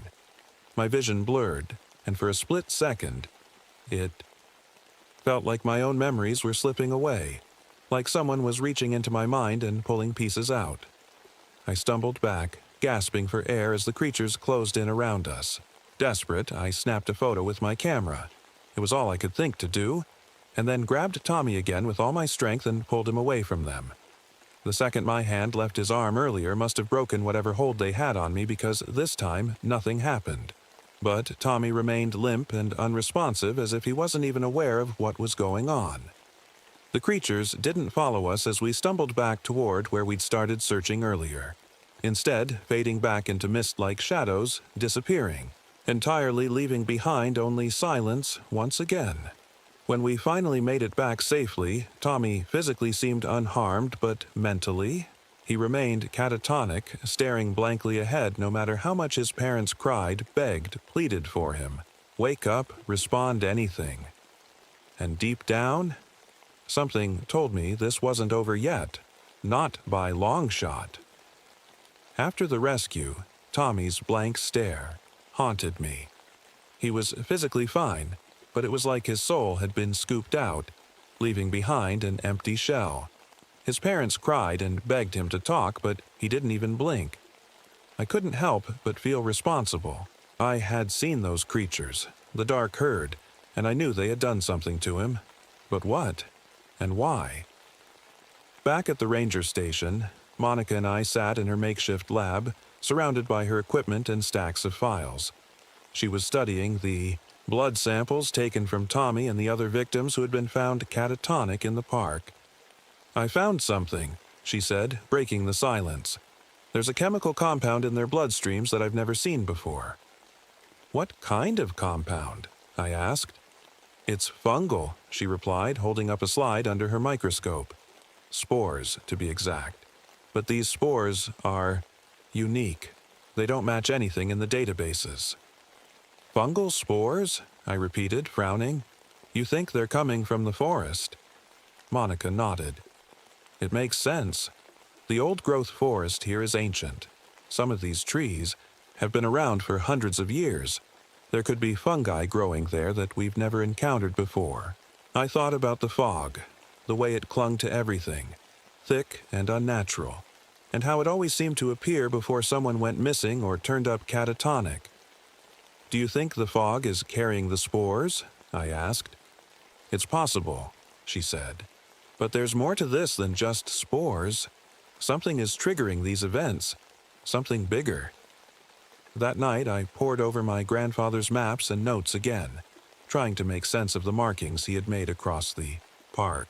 The settlement cemetery near Deep Creek kept coming up in his entries, along with stories of a wasting illness that had struck early settlers in the area. I decided to dig into the park's historical records to see if there was any connection. What I found sent shivers down my spine. In the 1800s, before the land became a national park, there had been a small community living near Deep Creek. According to old accounts, many of the settlers fell ill with a mysterious sickness that left them weak and confused before they eventually died. Locals called it the hollowing. Some believed it was caused by bad water or poor nutrition, but others whispered about something darker, spirits in the woods that drained people's life force. I also found references to Appalachian folklore about hollow men, figures who wandered the forest at night, empty and lost because they had made deals with spirits that went wrong. The stories claimed these spirits demanded sacrifices, human sacrifices, to keep them at bay. The pieces were starting to fit together.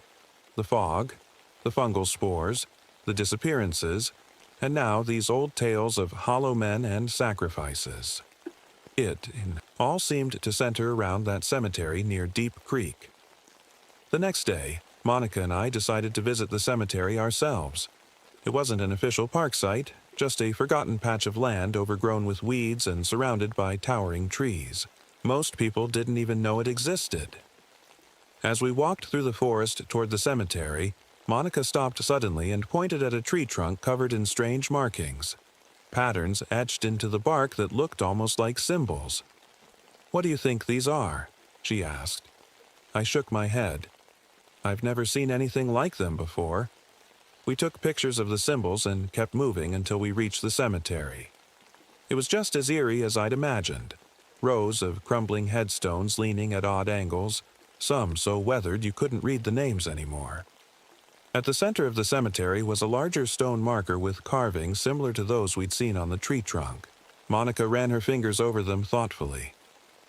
"These don't look random," she said quietly. "They're deliberate, like someone was trying to leave a message." As we stood there in silence, a sudden gust of wind blew through the trees, carrying with it a faint whispering sound that made my skin crawl. "Do you hear that?" Monica asked nervously. I nodded, gripping my flashlight tightly even though it was still daylight. We didn't stay long after that. Something about that place felt wrong, like we were being watched. Back at the station later that evening, Monica compared our photos of the carvings to some old books on Appalachian folklore she had brought with her. One symbol kept coming up, a spiral shape surrounded by jagged lines. "This symbol represents a barrier," she explained. "It's supposed to trap spirits or keep them contained." I stared at her in disbelief. "You're saying someone tried to trap these things here?" "It's possible," she said grimly. "But if they're getting out now, something must have broken." Her words sent a chill through me as I thought about Tommy and all the others who had been affected by whatever was lurking in these mountains. The fog wasn't just weather. It was something alive, something ancient, and it wasn't going away anytime soon. The next morning, Monica and I sat in my office, staring at the photos of the carvings we'd found at the cemetery. The spiral symbol kept drawing my attention, like it was trying to tell me something. Monica was flipping through one of her books on Appalachian folklore, her brow furrowed in concentration. "This symbol," she said, tapping the photo with her finger. "It's not just a barrier. In some stories, it's also used as an offering site. An offering site? I repeated, feeling a knot form in my stomach. She nodded. The old legends talk about settlers who made sacrifices to the spirits in the forest. Human sacrifices. They believed it would keep the spirits from taking their families or destroying their crops. I leaned back in my chair, trying to process what she was saying. You're telling me those people actually sacrificed each other to keep these things away? Monica hesitated before answering. I don't know if it's true or just folklore, but what if they were desperate? What if they thought it was the only way to survive? Her words hung heavy in the air. I didn't want to believe it, but after everything I'd seen, the fog, the dark herd, Tommy's blank stare, it didn't seem so far-fetched anymore. Later, that day, we were called into a meeting with Superintendent Larson, the head of the park. He was a no-nonsense kind of guy, always focused on keeping things running smoothly and avoiding bad press. But when we told him what we'd found, the fungal spores, the carvings, the connection to the cemetery, his reaction surprised me. He didn't look shocked or confused. He looked resigned. I was hoping it wouldn't come to this, he said quietly. What do you mean? I asked. Larson sighed and leaned forward in his chair. This isn't the first time we've dealt with something like this, he admitted. There have been incidents in the past. You knew? Monica asked, her voice sharp with disbelief. Larson nodded. We've known for years.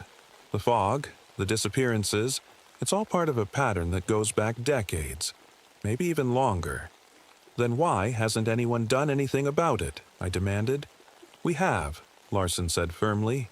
We've contained it as best we can. But this isn't something you can just get rid of. It's part of this place, part of these mountains. His words sent a chill through me. What do you mean by contained? Larson hesitated before answering. Sometimes, sacrifices have to be made. I stared at him in disbelief. You're saying you've been feeding people to these things? Not people, he said quickly. Animals, mostly. But there have been times when... He trailed off, unable to finish his sentence. Monica stood up abruptly, her face pale with anger. You're talking about human lives like they're bargaining chips. How can you justify that? Larson looked at her calmly. Because if we don't, more people will die.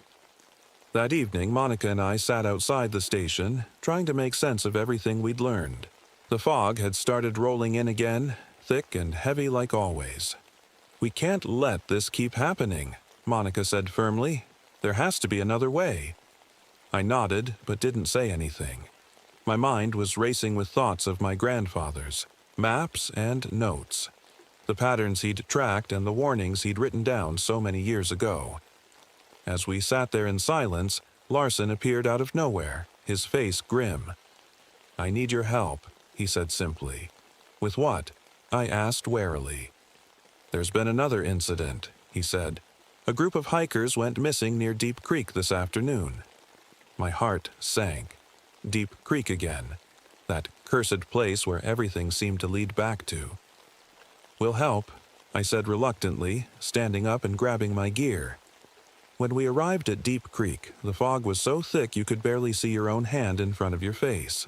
Larson led us toward the cemetery without saying much, his flashlight cutting weakly through the mist.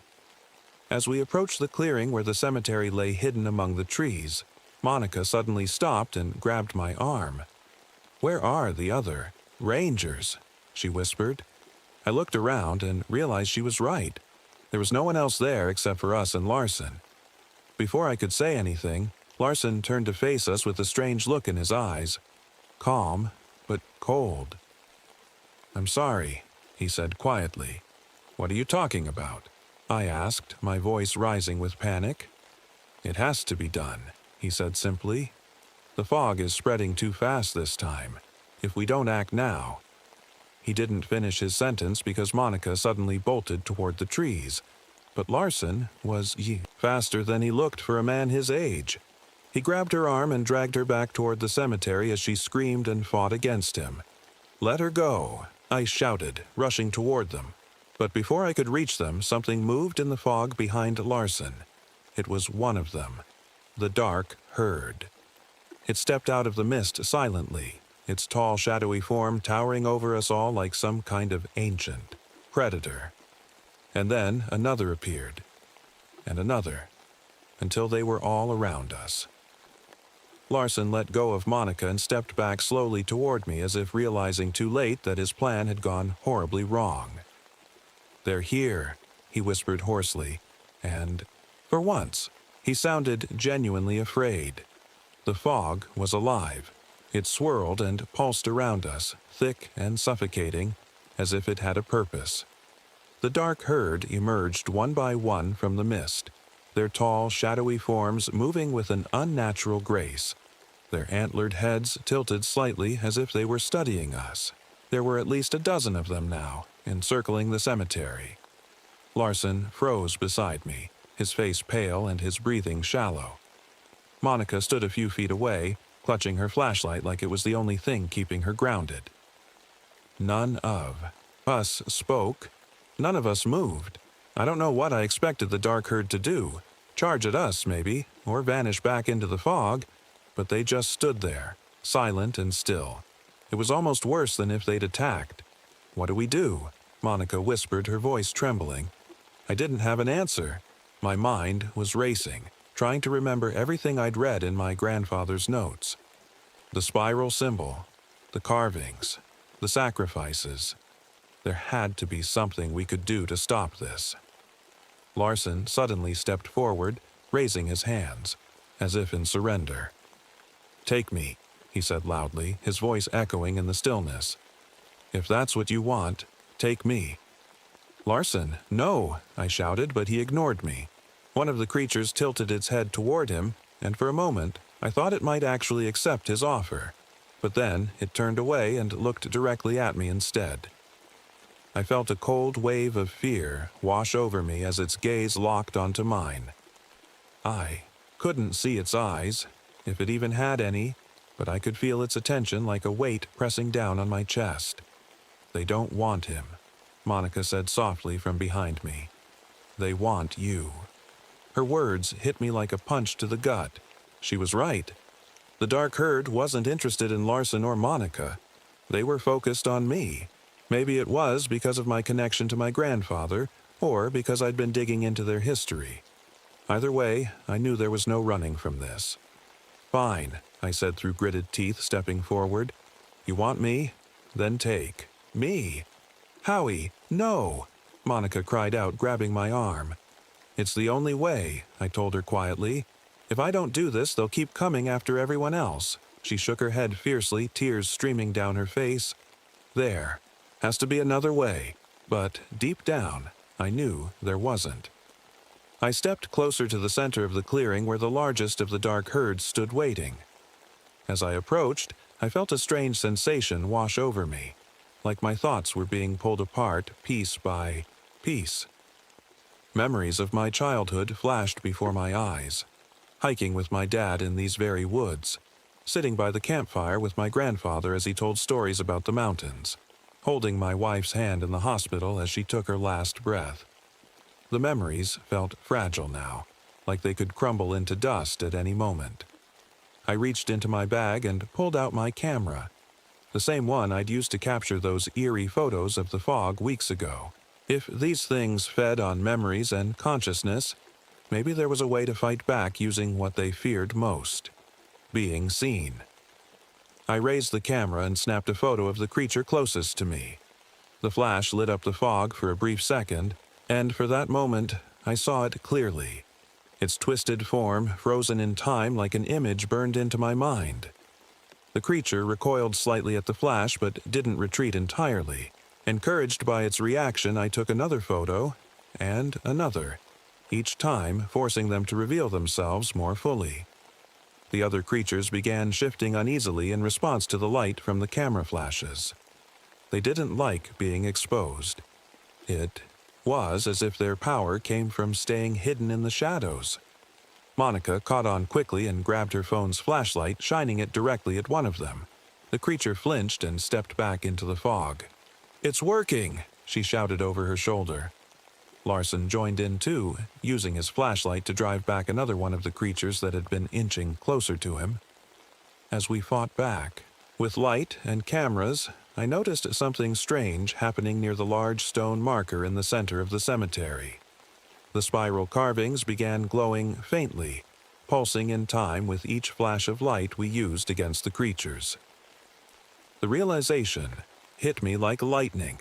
This wasn't just a grave marker, it was some kind of seal or trap meant to contain these things. "Monica!" I yelled over the chaos. "The marker! Focus your light on it!" She nodded and aimed her flashlight directly at the carvings while Larson and I continued driving back the creatures with our own lights and cameras. The glow from the spiral grew, brighter and brighter until it was almost blinding. The dark herd began retreating into the fog one by one as if being pulled away by some invisible force. Finally, after what felt like an eternity but was probably only a few minutes, they were gone. The fog began to thin out too until we could see clear skies above us for the first time in weeks. We stood there in stunned silence for a long moment before Larson finally spoke up. "What just happened?" "I think," Monica said slowly, still staring at the glowing marker. "I think we sealed them back inside. For now," I added grimly. "Deep down, I knew this wasn't over. Not really." The fog lifted slowly, like a curtain being pulled back to reveal the forest's true face. For the first time in weeks, I could see the stars above us, glittering faintly through the gaps in the trees. The air felt lighter, less oppressive, but the silence remained, heavy and unnatural. Monica lowered her flashlight, her hands trembling. Larson stood frozen near the cemetery's edge, his face pale and his eyes wide with disbelief. None of us spoke right away. We were too stunned by what had just happened. I walked over to the stone marker at the center of the cemetery. The spiral carvings had stopped glowing, but they still seemed alive somehow, like they were humming faintly beneath my fingertips when I touched them. Whatever power had been holding the dark herd at bay for all these years was active again. For now. "Do you think it's over?" Monica asked quietly, breaking the silence. I shook my head. "I don't know. Maybe for a while. But I don't think they're gone for good." She nodded slowly, her expression grim. "We need to tell someone about this. Someone who can help." Larson finally spoke up, his voice hoarse and shaky. "No one can help," he muttered. "The government tried back in the 70s. They studied this place for years and couldn't stop it. They just buried it under paperwork and hoped it wouldn't come back." I stared at him, anger bubbling up inside me. "You knew about this all along and didn't warn anyone? You let people walk into this park without knowing what was out here?" Larson didn't answer. He just looked down at the ground like he couldn't bear to meet my eyes. When we got back to the ranger station later that night, Monica and I reviewed everything we'd collected. The photos of the dark herd, the carvings at the cemetery, my grandfather's maps and notes. It was overwhelming, but we knew we couldn't keep it to ourselves. The next morning, government agents arrived at the park. Men in suits who didn't introduce themselves or explain why they were there. Larson had called them after we returned from Deep Creek, claiming it was protocol. They confiscated everything.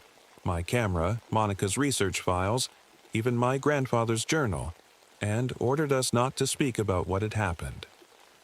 "It's for your own safety," one of them said coldly as they packed up their equipment. I wanted to argue, but what could I say? Who would believe us if we told them about shadow creatures that fed on memories and fog that could swallow people whole? In the days that followed, life in the park seemed to return to normal, or as normal as it could be after what we'd seen. The fog was gone and hikers started returning to the trails again. But there were signs that something wasn't quite right. Patches of dead vegetation appeared in random spots throughout the forest, places where nothing seemed to grow anymore. Animals avoided certain areas near Deep Creek as if they could sense something humans couldn't. And then there was Tommy. He never recovered from his encounter with the dark herd. His parents took him home eventually, but he remained catatonic, alive, but empty, like a shell of who he used to be. I tried to move on after that, to focus on my work and pretend everything was fine, but it wasn't easy. Sometimes I'd catch myself staring at old photo albums from my hikes through the park over the years, only to find blank spots where certain pictures should have been. Memories I knew I'd captured but couldn't seem to recall anymore. It was like pieces of me were missing, taken by something I couldn't fight or understand. One evening as I walked through the forest alone, camera slung over my shoulder like always, I stopped near a stream and looked out at the mountains in the distance. The sun was setting, casting long shadows across the trees. For a moment, I thought I saw movement in those shadows. Tall figures with antlered heads watching from just beyond my line of sight. I blinked, and they were gone. But deep down, I knew they were still out there, waiting, watching, and someday they'd come back again.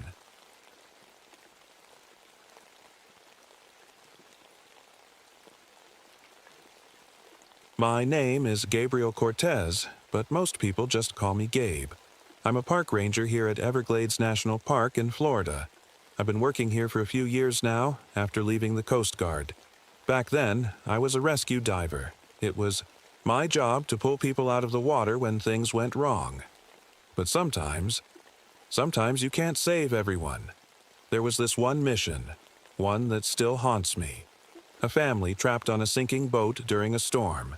I got the father and daughter out, but the mother, I couldn't reach her in time. She was right there, just inches away, and then she was gone. After that, I couldn't do it anymore. The water stopped feeling like home and started feeling like something else, something dangerous. So I came here to the Everglades hoping to find some peace. It's quiet out here most of the time, just me and the wetlands. The airboats hum as they glide over the water, and the cypress trees stretch their roots deep into the earth like they've been here forever. It's beautiful in its own way, but also eerie.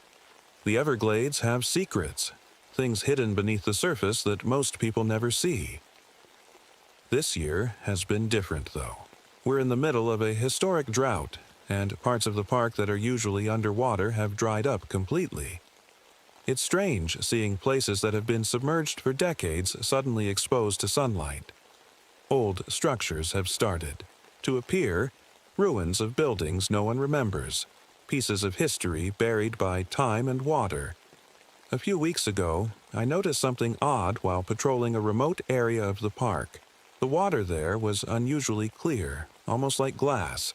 That's not normal for the Everglades. It's usually murky and full of life, fish, algae, plants, but this spot felt empty, quiet in a way that made my skin crawl. I decided to take a closer look and found something I wasn't expecting. Ruins of what looked like an old research facility submerged in the water. The walls were covered in algae and barnacles, but you could still make out parts of it. A broken sign with faded letters and shattered windows staring up at me like hollow eyes. Inside one of the buildings, I found something even stranger, a waterproof journal sealed in a metal box. The cover had a date stamped on it, 1943. The pages were brittle, but still readable. They talked about specimens being studied here, something about aquatic anomalies found deep in the Everglades. During World War II, I didn't know what to make of it at first. It sounded like some kind of military experiment or maybe just wild theories from scientists who spent too much time alone in the swamp. But then people started drowning. It didn't make sense at first. These weren't accidents like you'd expect from tourists who don't know how to swim or get too close to alligators. These were strong swimmers, people who knew what they were doing out here, and yet they were found floating face down in shallow water with no clear cause. Campers started reporting strange noises at night, singing coming from somewhere near the water's edge. One family said they heard voices calling their names, but when they went outside to check, no one was there. I don't know what's happening out here, but I can feel it. It's like the swamp is waking up after being asleep for a long time. And whatever's beneath these still waters, it isn't friendly. I couldn't shake the feeling that something was wrong. The drownings, the strange singing, the clear water, it all felt connected somehow. So, I started digging. I spent my evenings at the local library and talking to anyone who'd been around the Everglades long enough to know its stories. What I found only made things worse. The first clue came from an old newspaper article I found in the archives. It was dated 1943, the same year as the journal I'd found in the ruins. The article talked about a cluster of mysterious drownings in a small community near the park.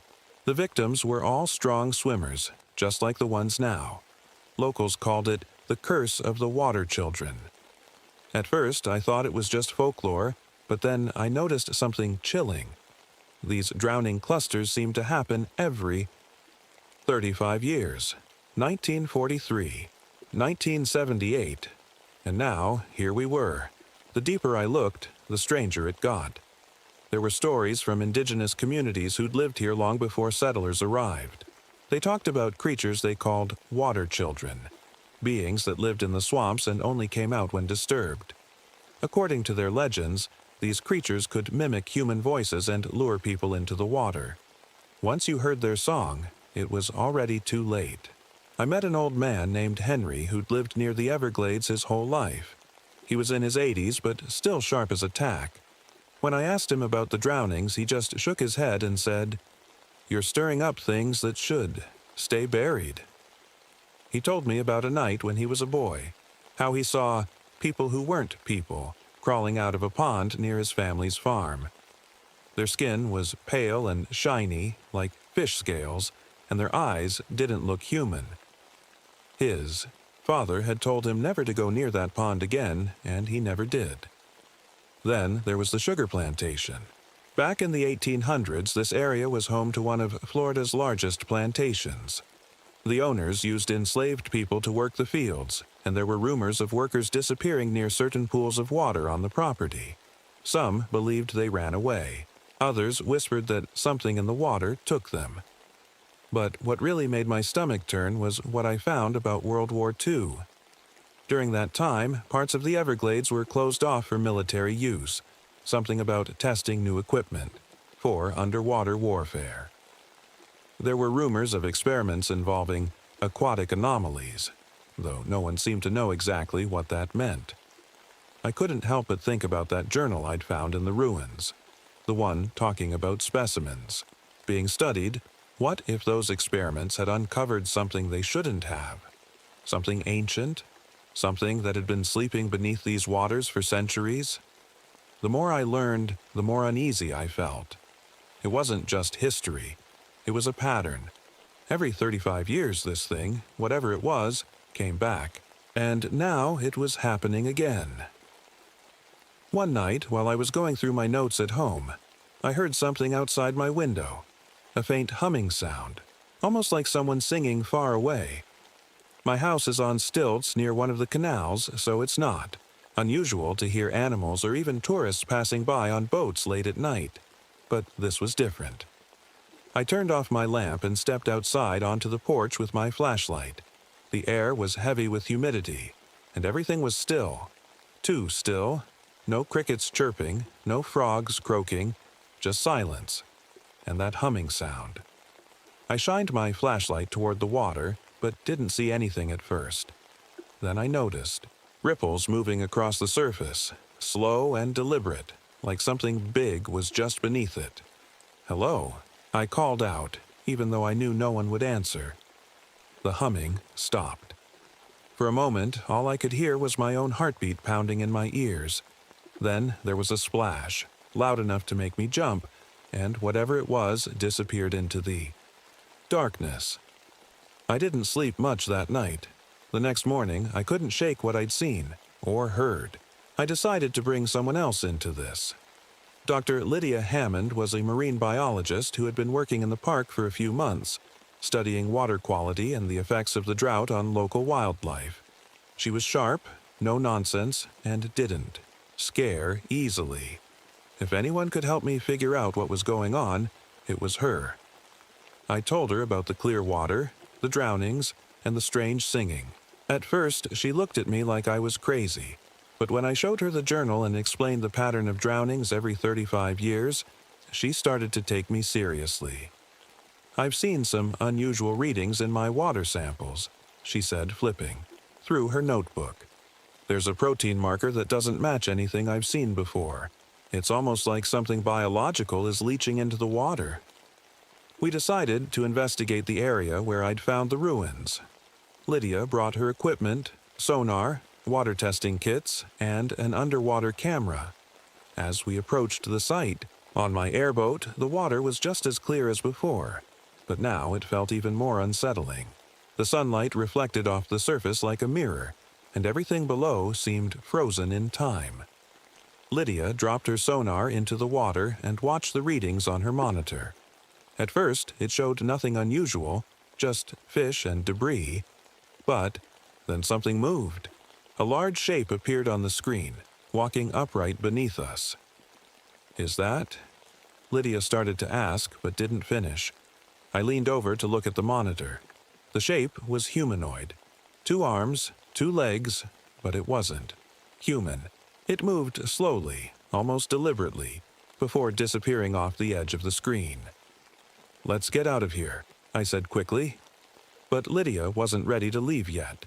She lowered her underwater camera into the water and adjusted its angle, until we could see what was below us. At first, it was just rocks and plants, normal swamp stuff, but then something shifted in the corner of the frame. It was hard to make out at first. A pale figure crouched in the mud with its back turned toward us. Its skin looked translucent, almost glowing under the camera's light. Then it turned its head toward us. Its face wasn't human.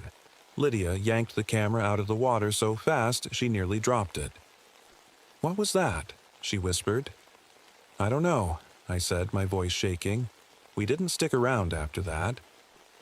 On our way back to park headquarters, Lydia kept staring at her monitor like she couldn't believe what she'd seen. "This isn't normal," she said finally. "Whatever's down there, it's not supposed to be." That night, things got worse. A group of tourists went missing near one of the mangrove tunnels. A family of 4 who had rented a boat for an evening ride. When we found their boat early the next morning, it was empty except for a few personal belongings scattered across the deck. Sunglasses, a backpack, and a child's stuffed animal soaked with water. We searched for hours but only found one survivor, a man in his 40s who had been clinging to a piece of driftwood near shore.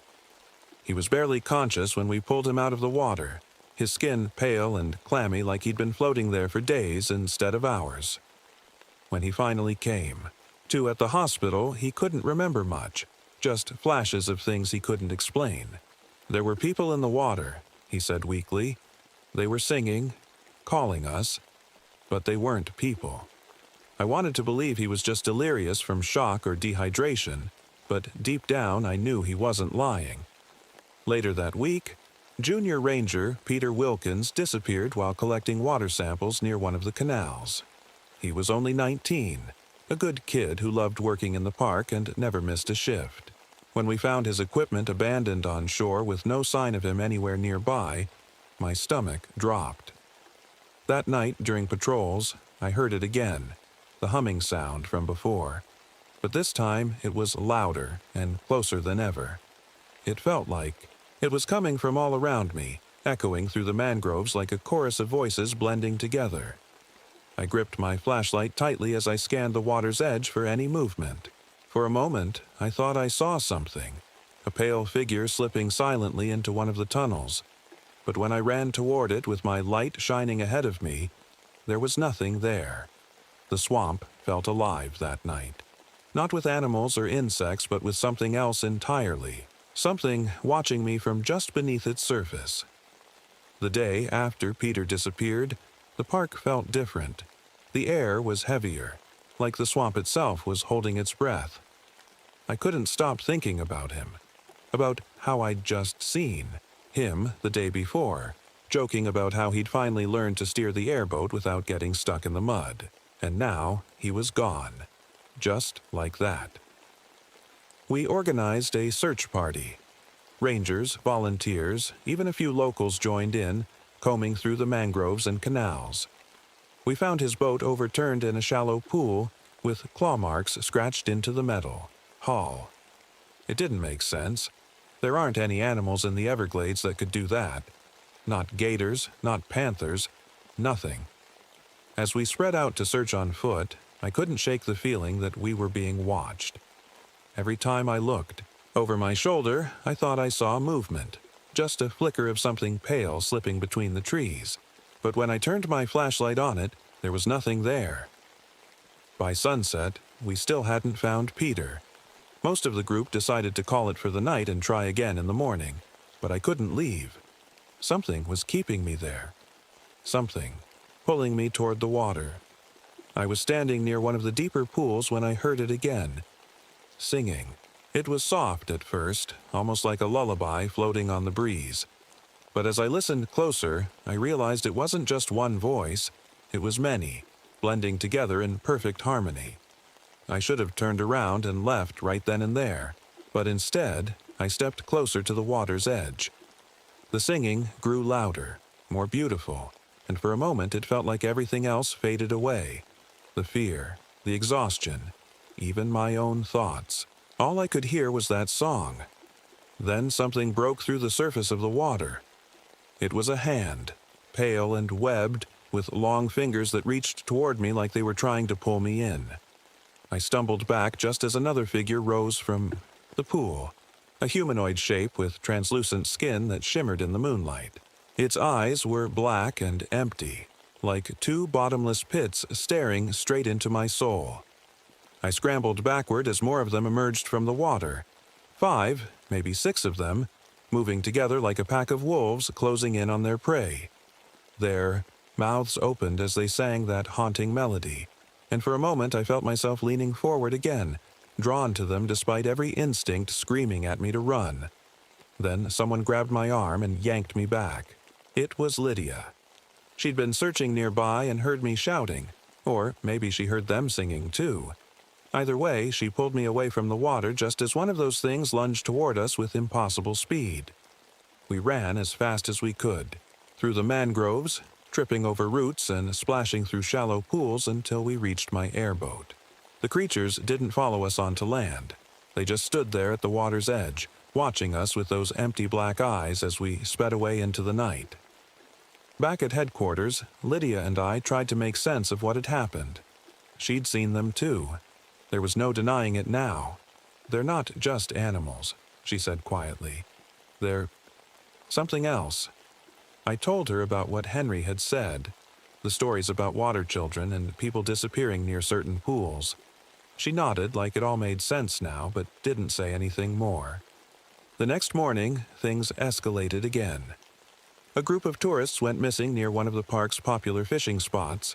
A father and his 2 teenage sons who had been out on a small boat. Their empty vessel was found drifting near some mangroves, later that afternoon with no sign of them anywhere nearby. When we searched their last known location, we found something chilling, pearl-like sacks clinging to the roots of a cypress tree near where their boat had been found. They were translucent and filled with some kind of dark liquid that pulsed faintly under the sunlight. Lydia took one back to her lab for analysis while I stayed behind to continue searching for any sign of the missing family. As night fell again, I couldn't shake the feeling that we were running out of time, that whatever these things were planning was only just beginning. That night during patrols, I heard their song again, this time louder than ever before. It echoed through every canal and tunnel like it was coming from all directions at once. And then, silence. It was worse than the singing somehow, like they were waiting for something or someone to make a move first. I gripped my flashlight tightly as I scanned my surroundings for any sign of movement, but saw nothing but shadows stretching across still waters under an eerie moonlit sky. Whatever was happening out here wasn't over, not by a long shot, and Deep down, I knew this was only going to get worse before it got better, if it ever got better at all. After everything that had happened, the missing tourists, Peter's disappearance, the creatures we'd seen, I knew we needed answers. Lydia was working late in her lab trying to figure out what those pearl-like sacs were, but I couldn't sit still. I kept thinking about the journal I'd found and the experiments it mentioned. There had to be someone who knew more. That's when I remembered Dr. Harrison Wells. I'd come across his name while researching the Navy's presence in the Everglades during World War II. He was a retired scientist who had worked on classified projects involving aquatic anomalies. Most of his colleagues were long gone, but Wells was still alive, living in a small house about an hour outside the park. I didn't know if he'd talk to me, but I had to try. When I knocked on his door, it took a while for him to answer. He was an older man, probably in his late 70s, with sharp eyes that seemed to size me up the moment he saw me. "You're not here for small talk," he said flatly. I told him about the journal, the drownings, and the creatures Lydia and I had seen. For a long time, he didn't say anything. He just stared at me like he was deciding whether or not to trust me. Finally, he sighed and motioned for me to come inside. His house was cluttered with old books and papers, most of them yellowed with age. He sat down heavily in a worn armchair and rubbed his temples before speaking. "You don't know what you're dealing with," he said. "Those things, they're older than you can imagine."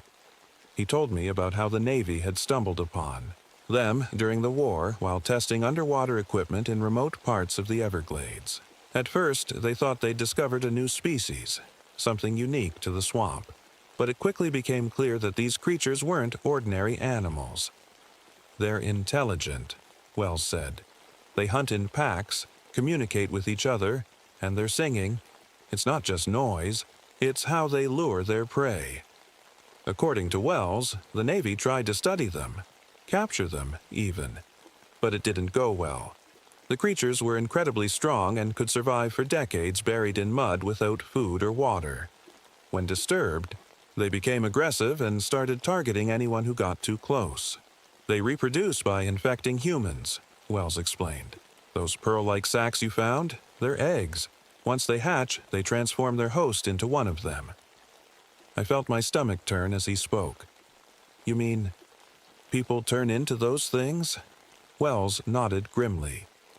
"It starts slow, changes in skin texture, sensitivity to light, webbing between fingers and toes. But once it begins, there's no stopping. I thought about Peter, about the tourists we hadn't found, about Lydia working alone in her lab with one of those sacs sitting on her desk. "What does the government know about this?" I asked. "They know enough to stay out of it," Wells said bitterly. "After the war ended, they abandoned the project and sealed off most of their research sites. They figured if they left the creatures alone, they'd stay dormant. But they didn't," I said quietly. "No," Wells agreed. "Something woke them up." He didn't have an answer for why they were active again now, or why their appearances seemed tied to cycles of drought, but he did tell me one thing that gave me hope. Sound frequencies could disrupt their coordination. "We discovered it by accident during testing," he said. "Certain frequencies mess with their ability to communicate and hunt effectively." Before I left, Wells handed me an old Navy report detailing their experiments with sound waves. It wasn't much, just a few pages of technical jargon, but it was better than nothing. As I drove back to the park that night, my mind raced with everything Wells had told me. These creatures weren't just animals. They were something ancient and dangerous that had been lurking beneath the surface for centuries. And now, they were awake. When I got back to the park, I went straight to Lydia's lab. I was worried about her. Worried about what Wells had said about those sacs and how they could infect people. I knocked on the door, but she didn't answer. The lights were on though, so I let myself in. She was sitting at her desk, staring at the sac she'd brought back from the swamp. It was sitting in a glass container, pulsing faintly like it was alive. "Lydia," I said, trying to keep my voice calm. "We need to talk." She turned to look at me, and that's when I noticed something was wrong. Her skin looked pale, almost translucent under the fluorescent lights, and there was a faint webbing between her fingers. "I think it's already started," she whispered. My chest tightened. "What are you talking about?" She held up her hand, showing me the webbing. "I thought it was just a reaction to the water, something temporary, but it's getting worse." I felt like the air had been knocked out of me.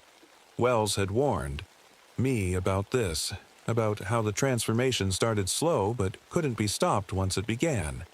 Lydia must have been exposed when she handled the sack. "We'll figure this out," I said quickly, trying to sound more confident than I felt. "Wells told me about sound frequencies. They can disrupt the creature's coordination. Maybe we can use that to stop them." Lydia nodded weakly but didn't say anything. She looked exhausted, like she was fighting something inside her that she couldn't control. That night, a hurricane warning was issued for the area. It wasn't unusual for this time of year, but it couldn't have come at a worse time. The storm would flood parts of the park that were already vulnerable and give the creatures even more room to move inland. We spent the next day evacuating campers and closing off sections of the park. Most people didn't ask questions. They just packed up and left, but a few tourists complained about losing their vacation plans. If only they knew what we were really dealing with. By the time the storm hit, the park was eerily empty. The wind howled through the mangroves, bending trees until they looked like they might snap in half.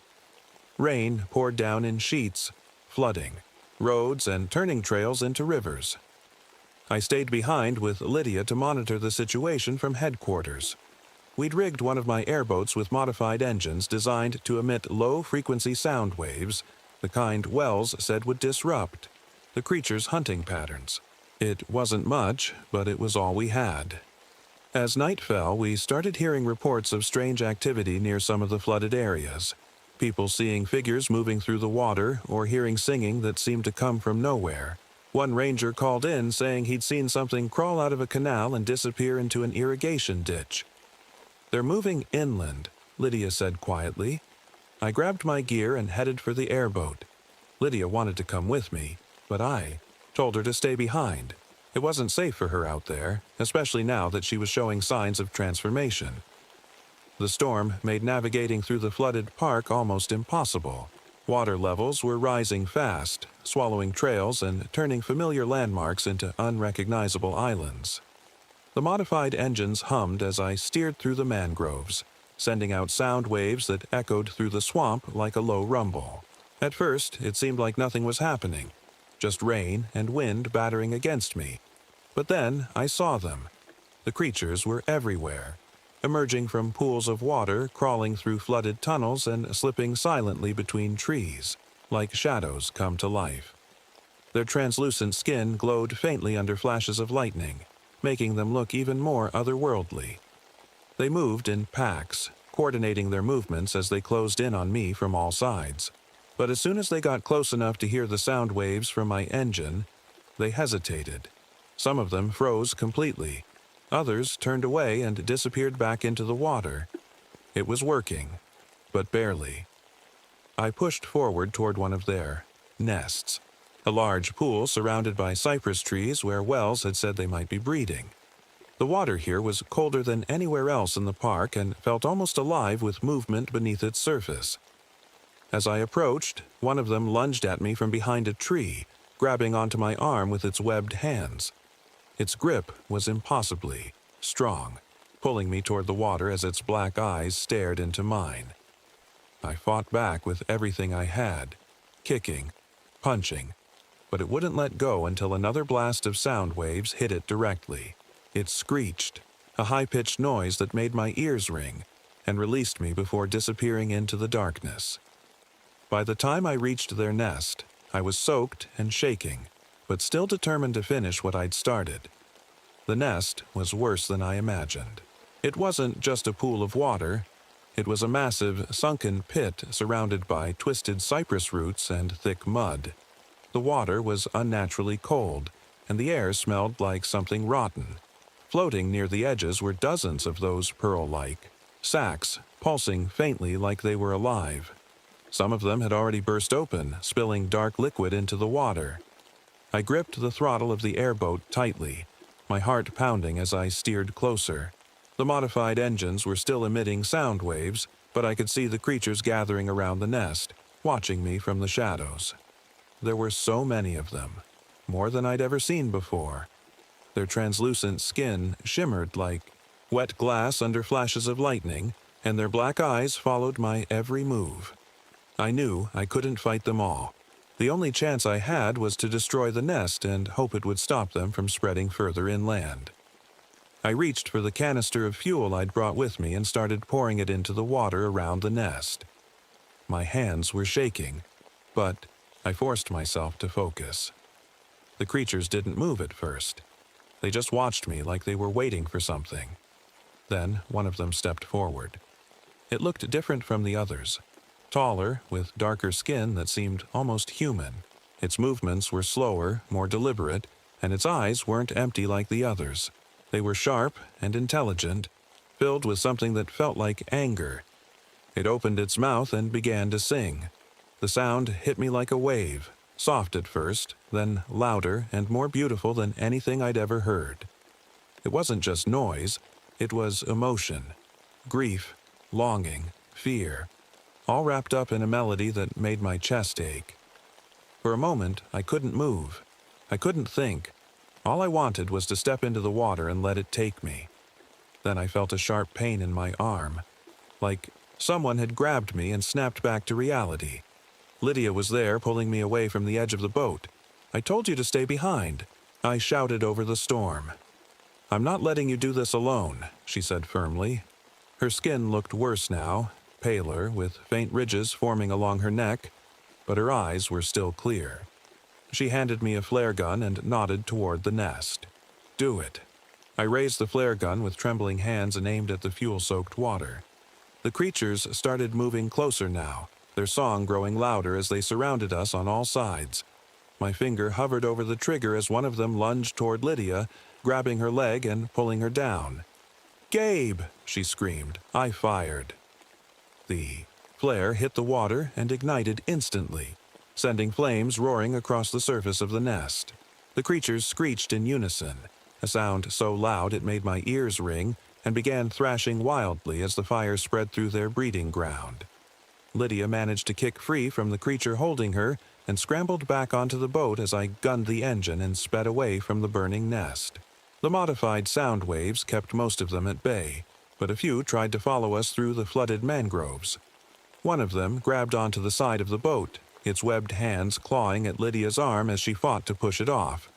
I swung an oar, at its head as hard as I could, knocking it back into the water before it could pull her in.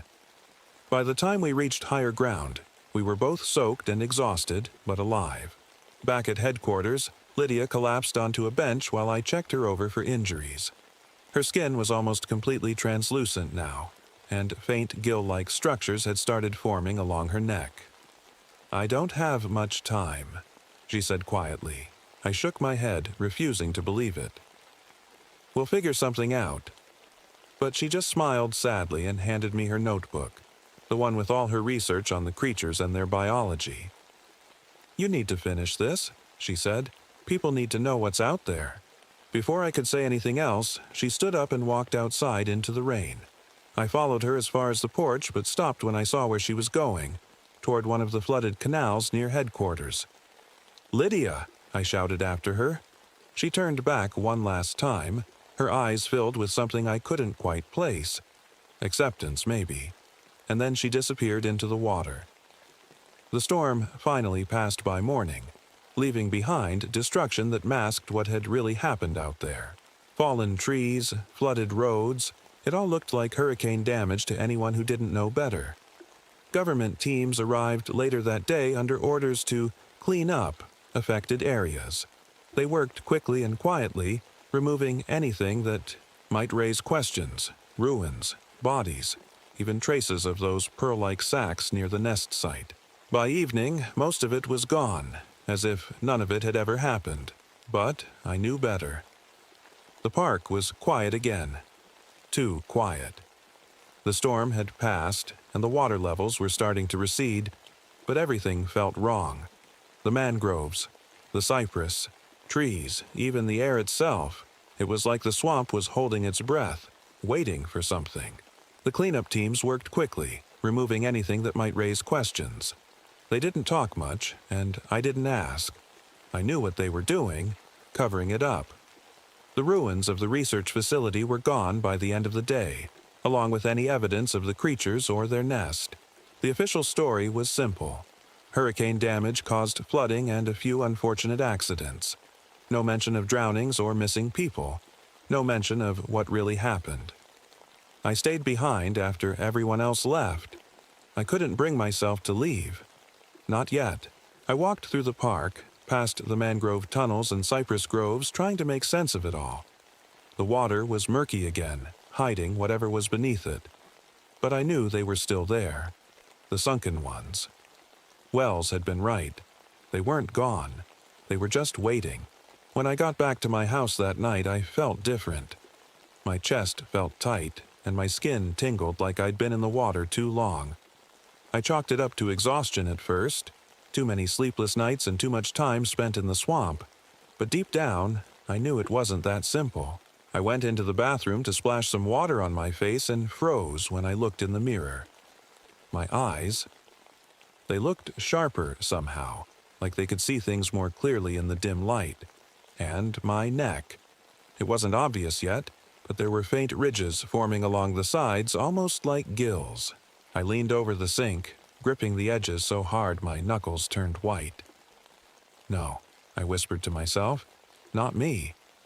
Then I heard it, a faint humming sound coming from somewhere nearby. I turned off the faucet and listened closely. It wasn't coming from outside, it was coming from inside the house.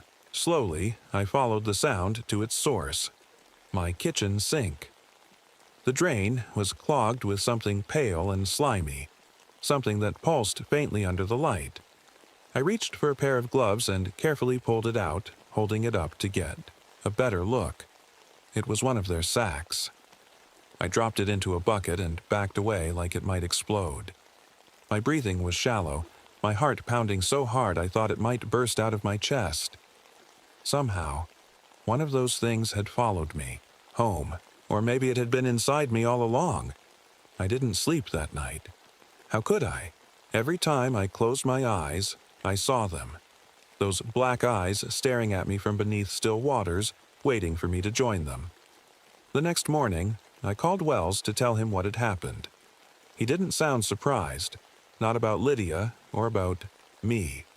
"You've been exposed," he said simply. "It's only a matter of time." I asked him if there was anything I could do to stop it, to fight whatever was happening to me. But he didn't have an answer. "You're lucky," he said, after a long pause. "Most people don't survive this long." Lucky, that's not how it felt. Weeks passed, and life in the park slowly returned to normal, or at least as normal as it could be after everything that had happened. Tourists came back, unaware of what lurked beneath the surface of those still waters. The drownings stopped, for now, but I knew it wasn't over. Sometimes at night, when everything is quiet and still, I hear them singing again. Soft and distant, but unmistakable. And sometimes when I look in the mirror, I see changes that weren't there before, subtle but undeniable. I don't know how much time I have left before whatever's inside me takes over completely, or if there's even a way to stop it. But one thing is certain. This isn't just about me anymore. The Everglades have secrets, things buried beneath its waters that should have stayed hidden forever, but now they're awake, and they're waiting.